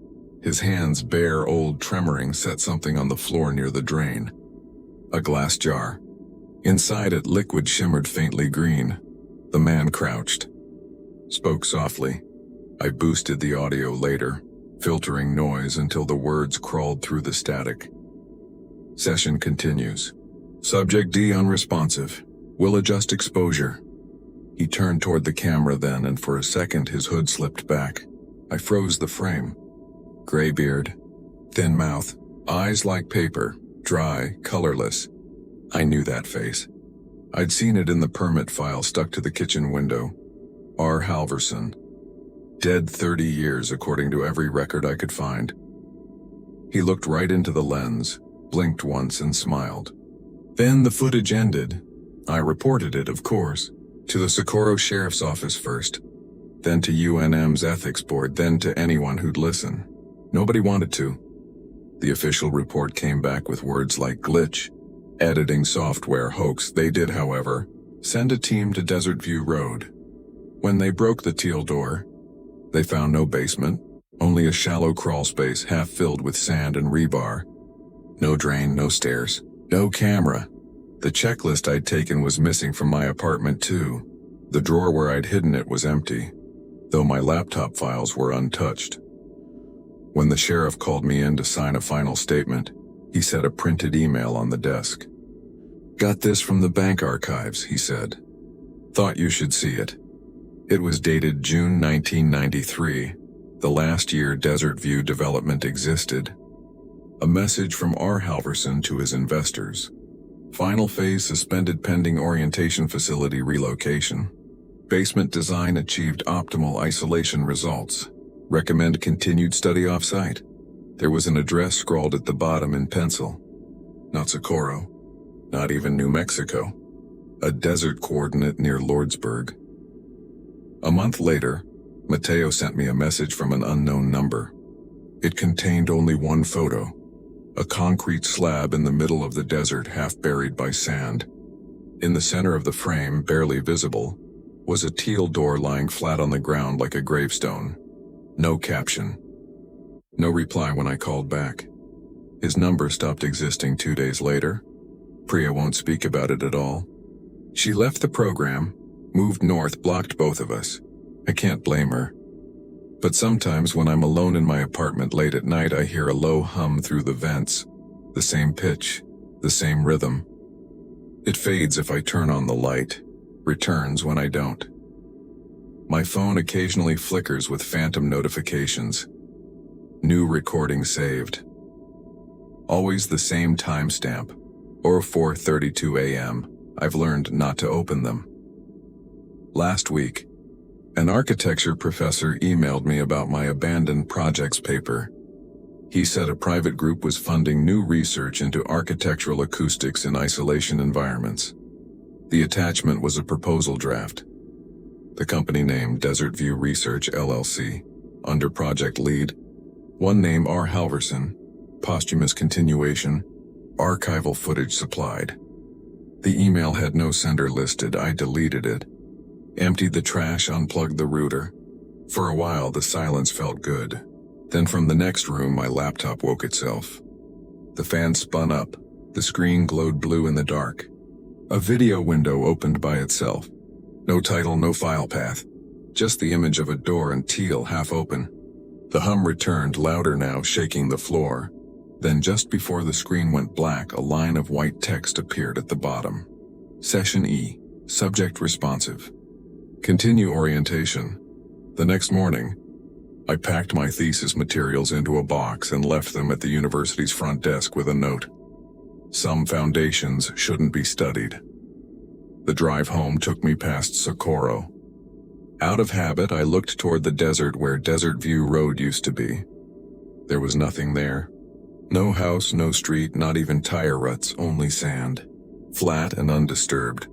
except just before the highway curved out of sight, I caught a flash of color through the heat shimmer. A teal square, half buried, catching the sun like an open eye. And as the radio lost signal, I could swear I heard a faint rhythmic hum syncing perfectly with the sound of my heartbeat. People think caves are quiet. They're not. Even when you switch your headlamp off and hold your breath, stone still talks. Old drips ticking like distant clocks, grit settling, timber creaking to remember it was once a tree. Mines talk louder. Mines complain. Cibola Silver had been shut since '87. After a partial collapse took 6 guys from Milan who never came home. Officially, the adit was sealed. Unofficially, 2 decades of kids with pry bars and 4-wheelers had peeled enough plates back to make a mouth again. I'd been a field hand geotech before I went freelance. I know how rock fails and how light lies. When a YouTube crew messaged me about consulting on an exploration, local expertise, safety checks, maybe a little on-camera geology, I said no 3 times and then yes once, because rent is rent, and I wanted to see what the mine kept of itself. We met at dawn where the lava flows give way to Piñón. 3 content guys with matching flannels and teeth too white for New Mexico. A drone operator named Lee who looked like she slept in flight cases. And me with a Pelican full of real gear.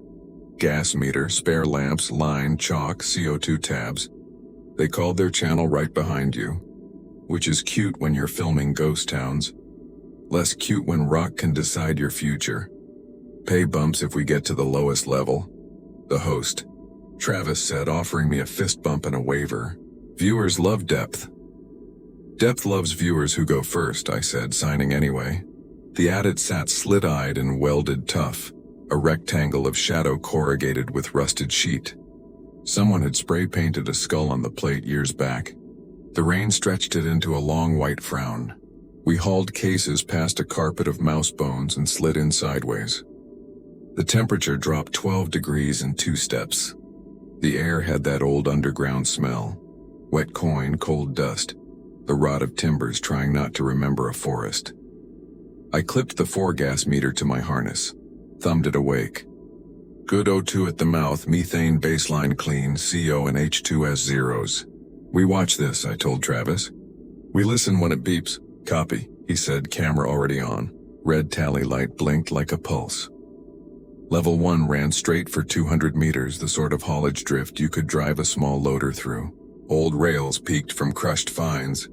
Support sets marched away in 4s, lagging scabbed with gypsum whiskers. Our lamps turned rock dust into weather. Every now and then the roof sang the tinny song of water dripping into a coffee can someone left behind in 1987. Lee flew the drone ahead to grab a hero shot through a stope where the vein pinched out. On her screen our lamps pulsed white, then blue, then white again. A camera auto-balance think. Except my eyes caught it too. For half a second the beam from my headlamp shifted colder. Colors bleaching toward laboratory, then warmth again like nothing happened. I logged it in my pocket notebook. 11:08, temp shift in light. Check batteries. At the first junction, the drift should have teed. The old blueprint Travis had printed from a forum showed a turn to a crosscut, then the manway down. Instead, the main kept going and the right-hand rib bore a rough bored hole 2 feet high and 3 wide. A crawl cut by hand, not by machine. The edges weren't blasted, they were shaved, scalloped like someone scooped the tuff with a ladle and stacked the shavings in neat drying cakes. No pick marks, no bit scars, no reason. Travis loved it. Secret tunnel, he stage whispered. My guy Aaron says we've got, what do you call this? Wrong, I said. This is wrong. We marked it with flagged line and kept to the mapped drift. Past an old electric panel with breakers the size of books. Past a lunch pail still painted with someone's kids. The lid stuck. Inside, a petrified sandwich, the bread shrunken into a fossil of itself. We filmed in B-roll silence a minute for the edit and moved on. The slope down smelled like old pennies. The gas meter chirped a friendly check tone. Normal. I tapped the O2 screen anyway. 20p6. Good. I tied a fresh line reel to the last good set and dropped into the manway behind Travis, boots scumming rust on the rungs. 30 feet, then a landing, then another 30. At the bottom, the air flattened like a room that learned how to keep secrets. CO2 nipped up by 0.5%. Still safe, but I could feel the heaviness settle in my chest like a book. Right behind you did the YouTube thing. Introductions. Warnings, a don't try this disclaimer they would later undermine with a giveaway. I did my thing. Touched walls, cheeks, floor, listened. The rock here had changed. The tuff gave way to a darker weld, denser like glass that remembered fire. Through my gloves, the ribs felt smooth where they shouldn't, slick in maps where water hadn't traveled in 40 years. We hit the old substation. The cabinets stood open like rib cages, copper gone, skulls of porcelain bared. On the back wall, someone had chalked a tally years ago. 5 verticals with a slash through them. Again and again, then a space, then 6 more and a date. 5/12/87. The 6th was the collapse day. Miners count everything. Days underground. Loads hauled, coffins. Lee yanked my sleeve. Drones giving me interference, she whispered, not wanting to wreck Travis's patter. Look. Her screen jittered with static that wasn't radio snow, but patterned. Thin lines marching, doubling, halving, like an EKG gone to math class. From what? She asked. Could be the old subs. I started and the drone feed cut to black. Her controller rebooted itself. Then our headlamps went cold again, blue-white, surgical. The gas meter chirped. Not the friendly tone. The alarm. I stared at the display. O2 had dipped to 19.0, then bounced, then dipped again. CO2 up a full percent. Still survivable, but that wasn't the point. The point was movement in a closed system. Like someone else was breathing with us. I swallowed. We go back 1 level now, no arguing. Travis saw content in my face and nodded to his credit. We turned and the drift we'd come down didn't match. The set numbers painted in yellow on the caps were wrong. Where set 43 should have been, someone had stenciled A. The chalk tallies were gone or maybe had never been. Our line, orange webbing bright as a hunter's vest, ran straight into the rib and disappeared like it had been mortared into rock. Funny, Travis said too loud. Prank? Nothing about this is funny, I said, too quiet. Lee spun slowly, lamplight pulling shadows along like taffy. The cold white phase lingered longer this time. Our beams looked like moonlight and milk. Far down the drift, a glint caught and held, metal reflecting back where the plan showed solid rock. Not eyes, not water, a square of something with edges too clean for nature. Film that, Travis whispered. Don't film, move, I said, but my feet were already carrying me forward. The air pressed harder. The gas meter climbed a hair. 18.7, you can breathe lower. You shouldn't, breathing isn't the point. Choices are, we crept. The glint resolved into a plate chained to the rib. The chain sunk into boreholes that weren't drilled so much as persuaded. The plate wasn't mining kit. It was government plain, stamped steel, embossed letters. My light swung across the text. Property of U.S. depth of... The rest lost under oxidation and some black smear that absorbed the beam instead of reflecting it. Lee's controller vibrated in her hands. The drone, dead 5 minutes, chirped a single healthy beep. On her screen, a frame appeared, a still image. Not the drift ahead. A room with white walls and a drain and something metallic bolted to a floor. A timestamp in the corner flashed 1987-05-12-14-31. Guys, she said, voice gone thin. How does my drone have footage older than me? The gas meter screamed. O2 18.2, CO2 3.2. The numbers scrambled, corrected, scrambled. The cold light slid to pure and the drift ahead of us did what rock never does. It shifted like a hallway, remembering it had another shape. The sound came first, like pressure releasing, a sigh that could have been stone or something wearing stone as skin. Dust fell from the roof in tiny avalanches, glittering in the cold white light. The air went still after, the kind of still that hurts your ears. Travis whispered, "What just moved?" "Everything," I said. The drift ahead wasn't the same. The plate on the wall was gone, or rather not where it had been. The chain links hung loose, stretching into empty air. Beyond them, the rock had drawn back several feet, revealing a narrow opening no one had seen before, a slit leading deeper into blackness. Lee shone her light down it, her beam catching something metallic just inside. "You seeing that?" she murmured. "I'm seeing us leaving," I answered. But Travis was already filming. "Cibola mine, lower level, possible undiscovered chamber," he narrated, voice shaking just enough to sell authenticity. "Local consultant warns, I'm warning we don't go in," I snapped. He grinned for the camera like I'd given him his line. "Which is why we have to." He ducked through before I could grab him. The opening swallowed him in a second. His light vanished like a candle in fog. "Travis," Lee called. Nothing. Just a muffled clank, then quiet. I clipped a backup line to a bolt and followed. Not heroism. Habit. You don't leave anyone underground if you can help it. The passage was barely wide enough for my shoulders, smooth on both sides. My lamp's beam made the rock shimmer, not dusty, not rough, but glassy, as if melted and refrozen. After about 20 feet, the crawl opened into a wider stope, almost circular. The air here was warmer, wet. My gas meter beeped again. O2 18. CO2 3.5. Something was exhaling down here, something big enough to change air chemistry. Travis? His light blinked once in the distance, then swung my way. He stood near the center of the chamber, camera still rolling. "You have to see this," he said softly. It's not natural." He wasn't wrong. The walls weren't rock anymore. They were tiled. Actual white ceramic tile, slick with condensation, bolted over stone like skin grafts. In one corner, a steel ladder rose into a vertical shaft that vanished into darkness. Beside it, rusted pipes led nowhere. The floor wasn't dirt or gravel.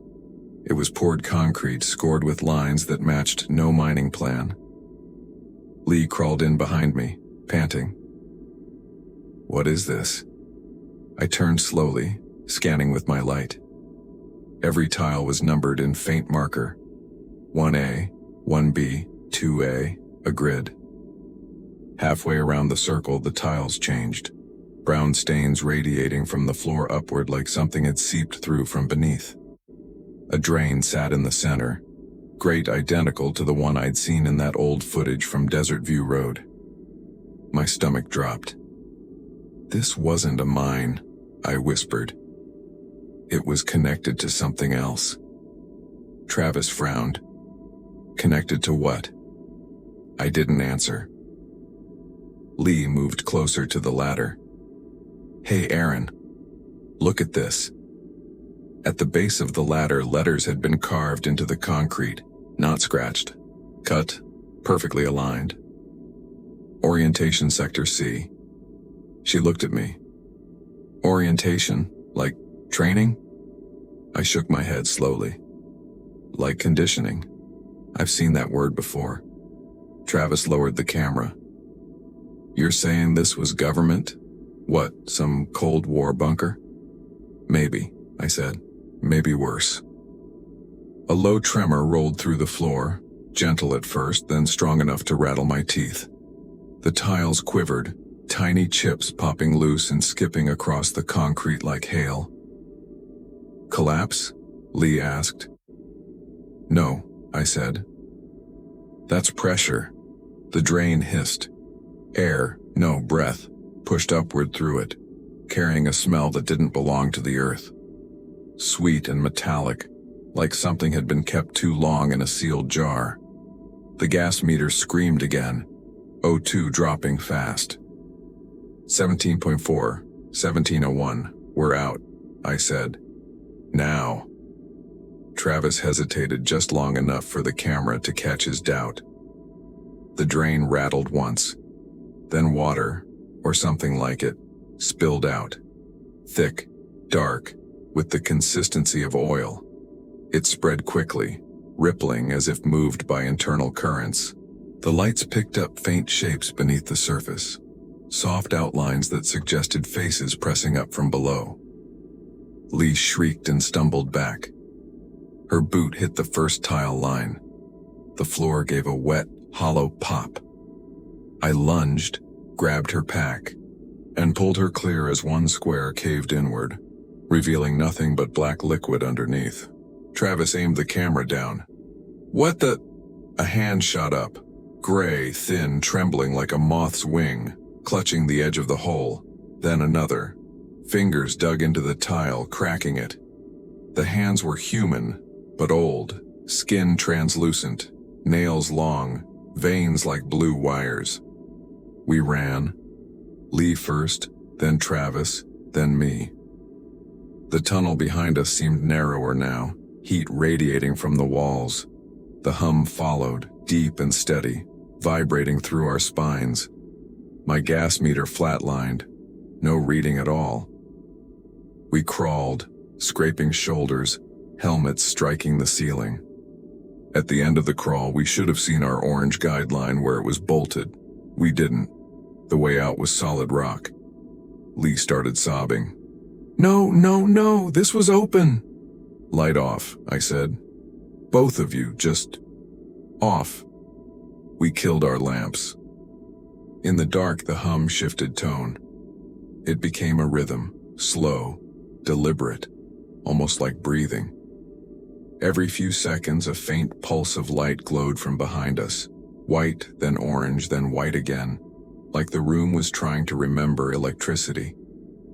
Something whispered in that glow, not words, a syllable that might have been my name. "Aaron."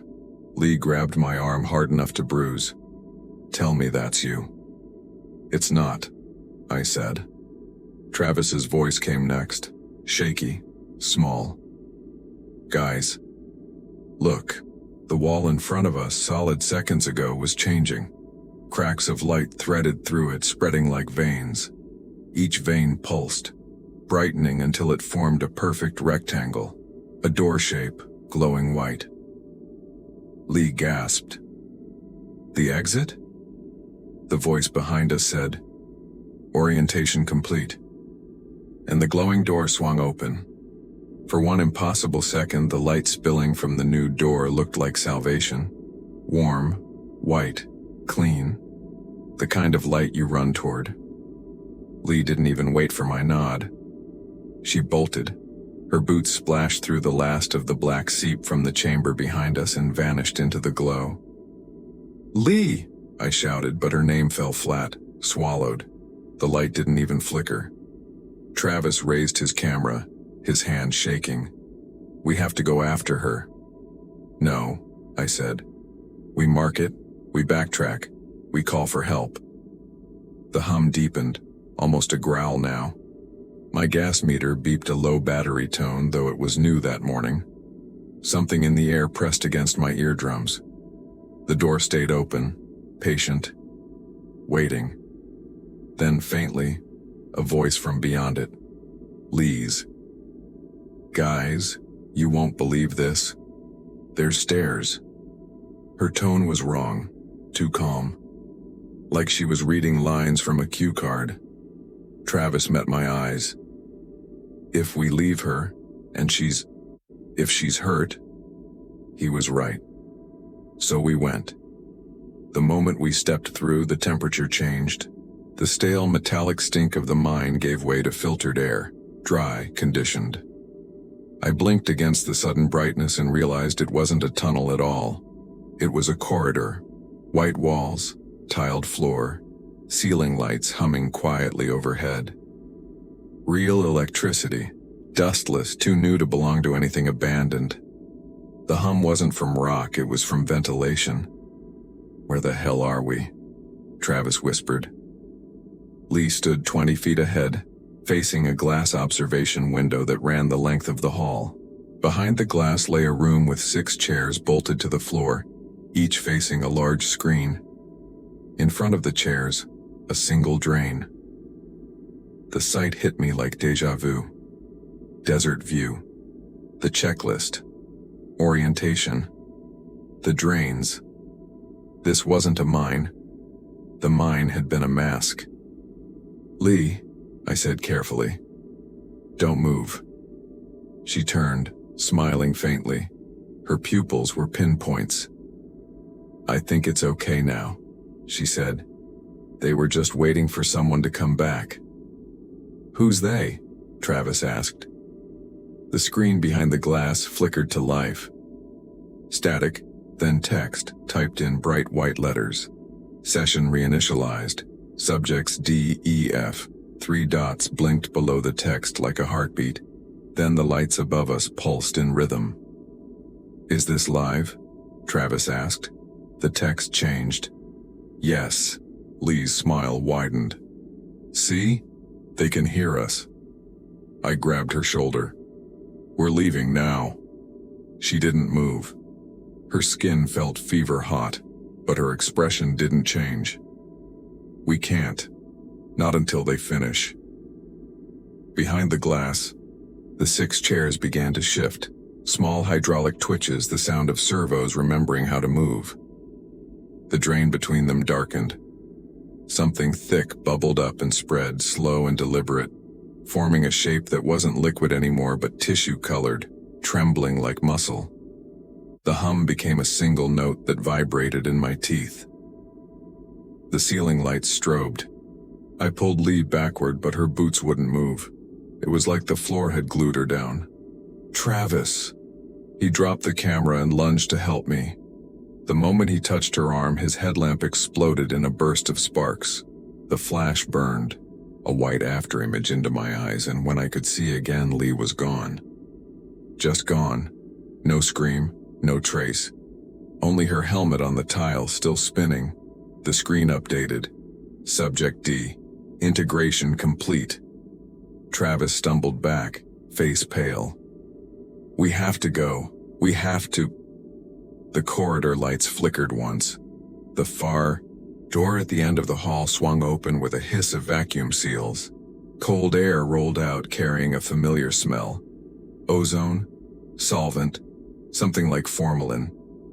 And underneath, faint but real, the sound of a voice humming. A woman's voice.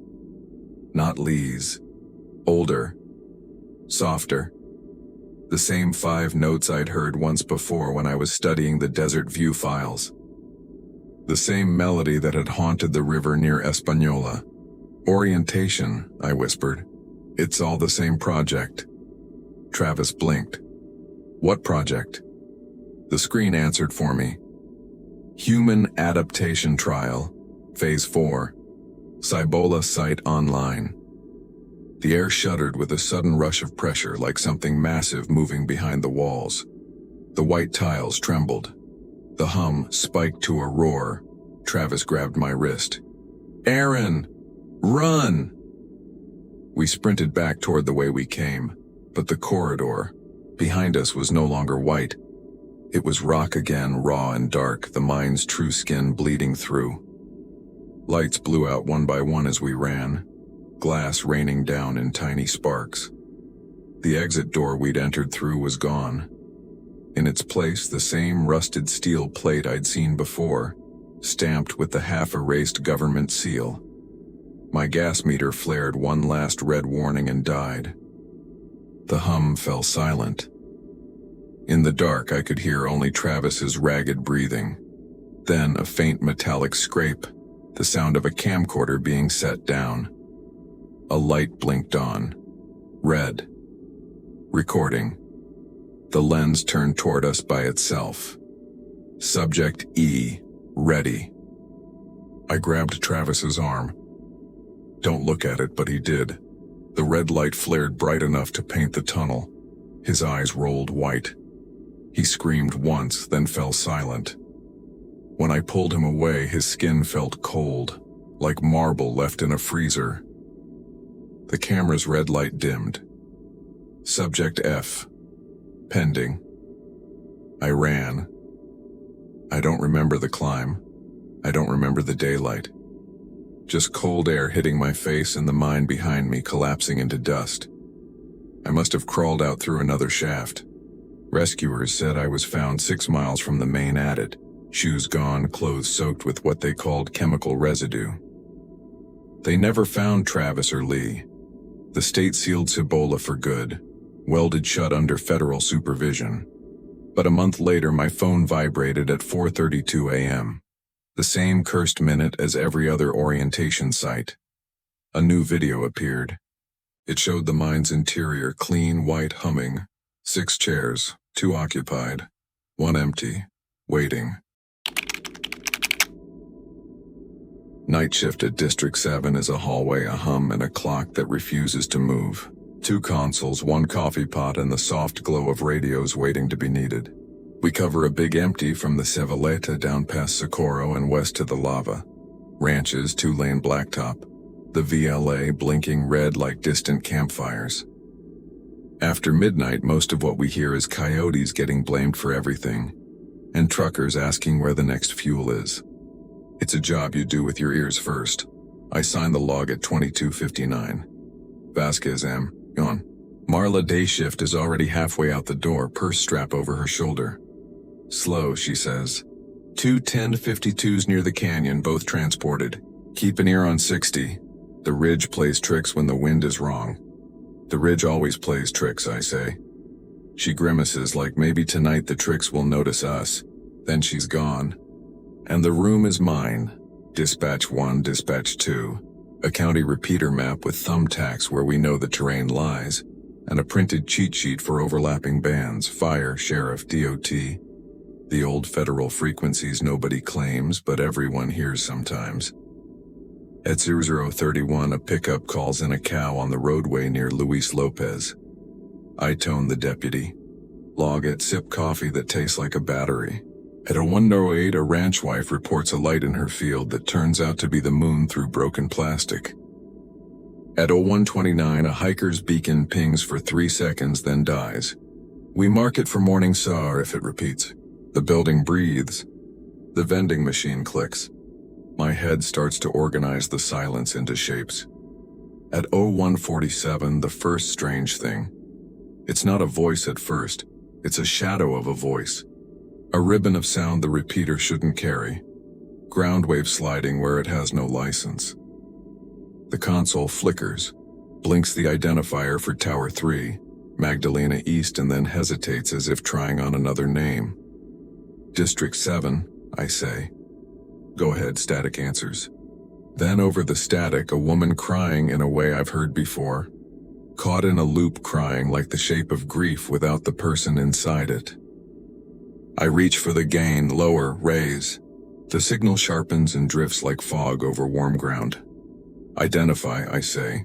You're on a county frequency. State your location. Something clicks.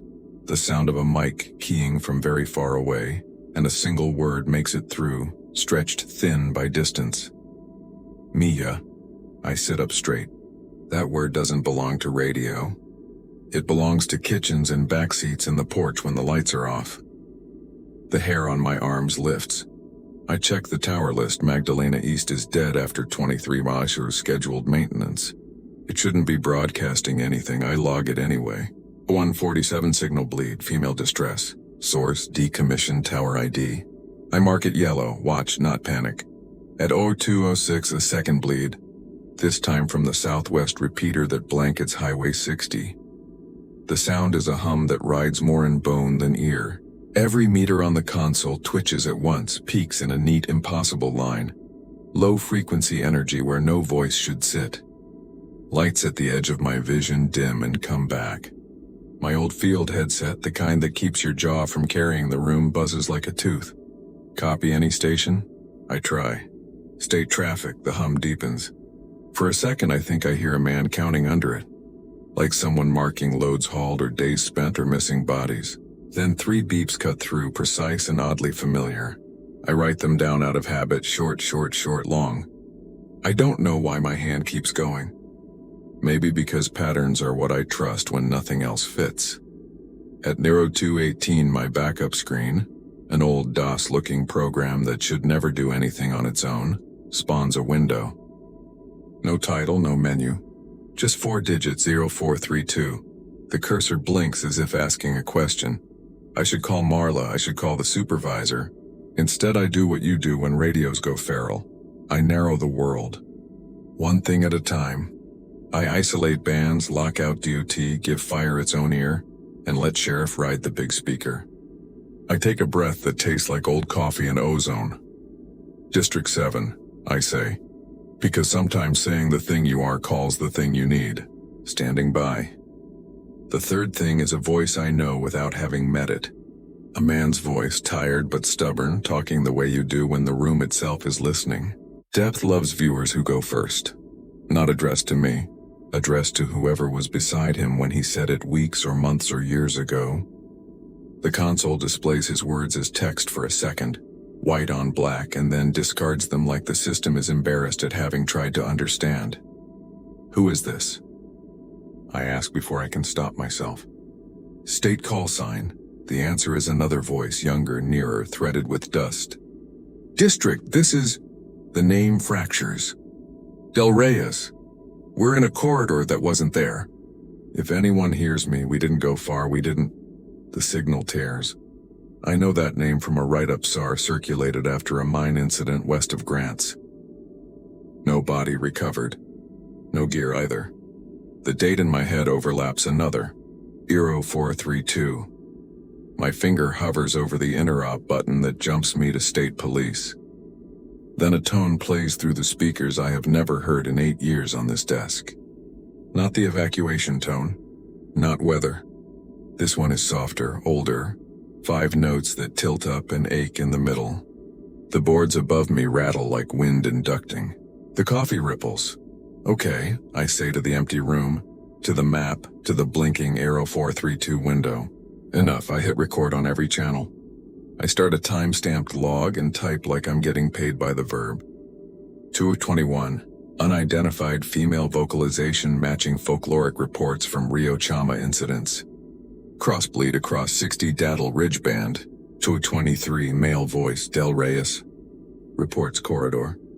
I force my hands to stay steady because paper is a spell that keeps chaos from believing in itself. The lights flicker again. When they steady, the second console has a message waiting in courier font like a prank from a bored IT tech. Session reinitialized, subjects on air. I whisper, no. The word comes out smaller than I meant. A new transmission barges onto the channel like it owns it. Female, breathless. A professionalism I recognize from my own tone when the room starts to tilt. Rescue 3 to county, audible cries, no visual. The tag is wrong for us. That's Española's numbering, but the voice is here in my speakers now. Rescue 3 identify county, I say even as I know she can't hear me. The audio isn't live. It's leaking. Old calls finding new roads. The clock flips to 2:30. I reach for my cell to photograph the screens for later and freeze. The lock screen shows a notification I didn't ask for. New recording saved, 04:32 a.m. My phone isn't paired to the console. It isn't even on the network they make us hate. The empty chair beside me creaks. I don't look at it.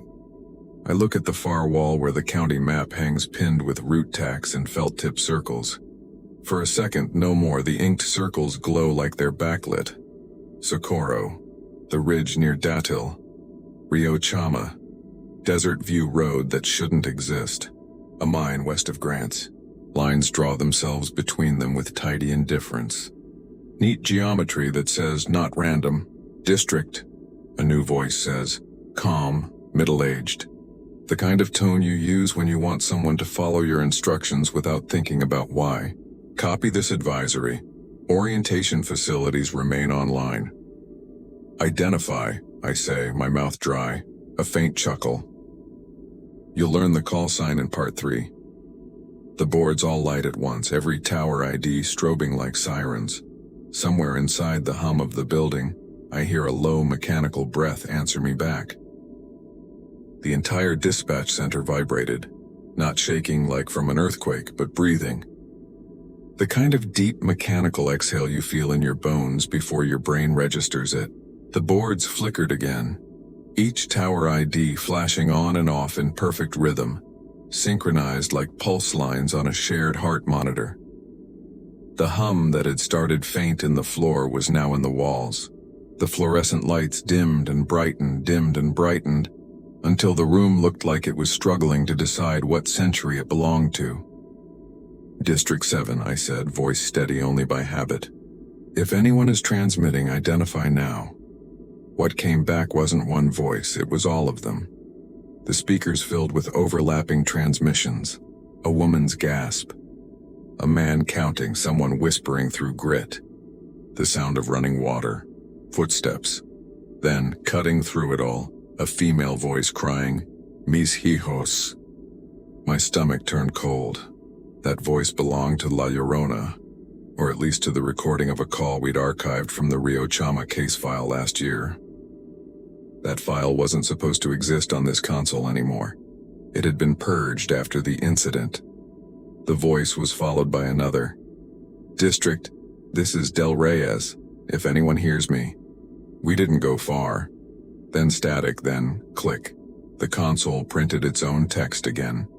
Playback merged. Subject, DF location. Archuleta sectori froze. Archuleta Mesa. Dulce. The one place every local operator had been told not to transmit near, not even for a test ping. Then my phone, still sitting face down, vibrated again. 04:32 a.m. I picked it up. The screen was black except for a waveform moving across the center, someone breathing through static. "District 7, I said softly. "You're not supposed to be on this frequency." The waveform spiked. A voice clear as if whispering in my ear. We never left. My throat went dry. I looked at the clock. It still read 02:31, but the phone insisted it was 04:32. I opened the dispatch archive browser to check recordings. The most recent log listed by the system was dated 2 years ahead, 2027. File name, Orientation Complete Session 7NM, DATMP 3. The hum dropped suddenly to a bass drone that rattled my teeth. The vents above the desk exhaled cold air, and all the computer fans spun up to full speed like they were straining against invisible pressure. Then, faintly over every speaker, male, steady, calm, came a voice I recognized from the training videos we used to mock. "This is the orientation supervisor. Testing interfacility communication protocols. Subjects identified Vasquez M." I felt the blood drain from my face. "Who is this?" No answer. Just the click of a line being patched through. Then, "Welcome back, Mira." The temperature dropped 10 degrees. Condensation formed on the glass of the console monitors. On the far wall, the county map blinked once, twice, and new points of light appeared, glowing under the ink like backlit beacons. I counted them: 7, Socorro, Rio Chama, Dulce, Grants, Magdalena, Desert View, Cibola. All the sites from every story. The map lines pulsed, forming a heptagon.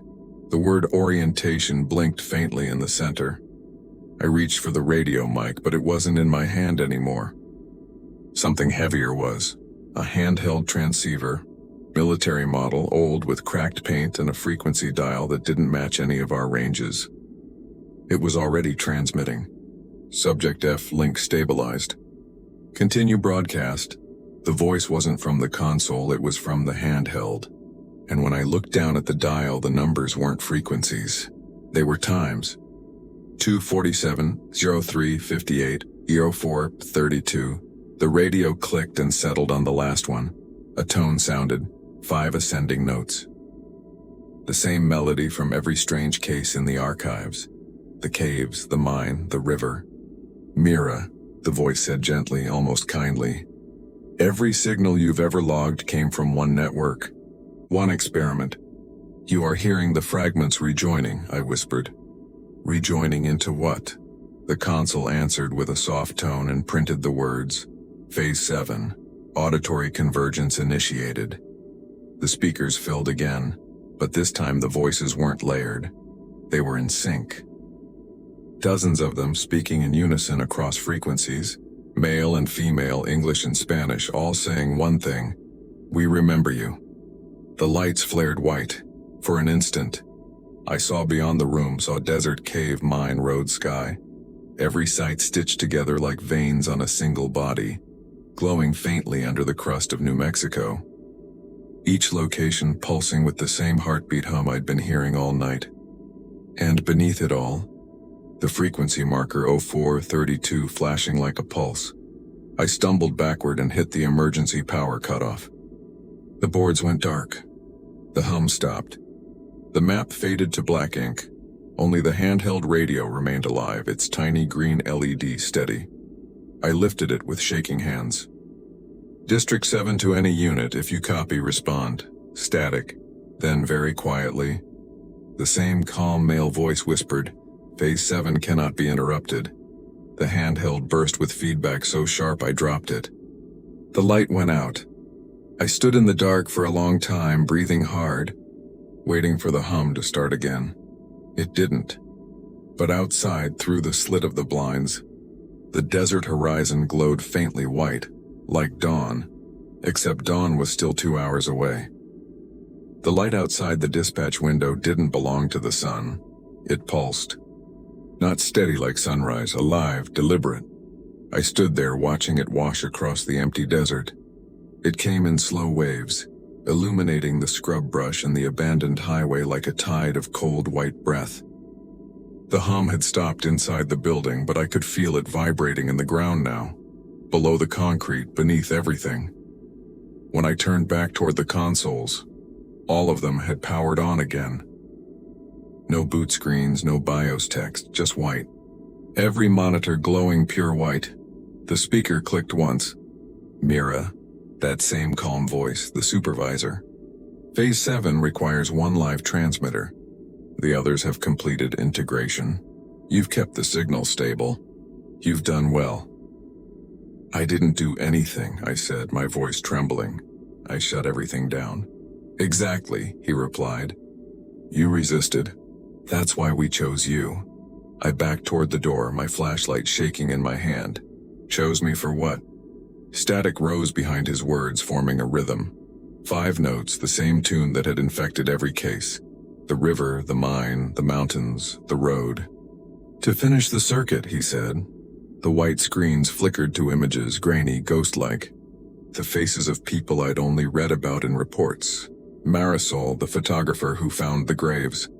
Raylan, the hiker who lost 6 hours. Sienna from the Rio Grande. Dakota, the explorer. Aaron Del Reyes from Cibola Mine. Their eyes were open but wrong, reflective as if filmed through water. "They're gone," I whispered. "Not gone," the voice said. "Repurposed." Orientation began as an attempt to record trauma. Every catastrophic event leaves frequencies behind. We learned to tune to those echoes, but then the echoes started tuning back. "What are you saying?"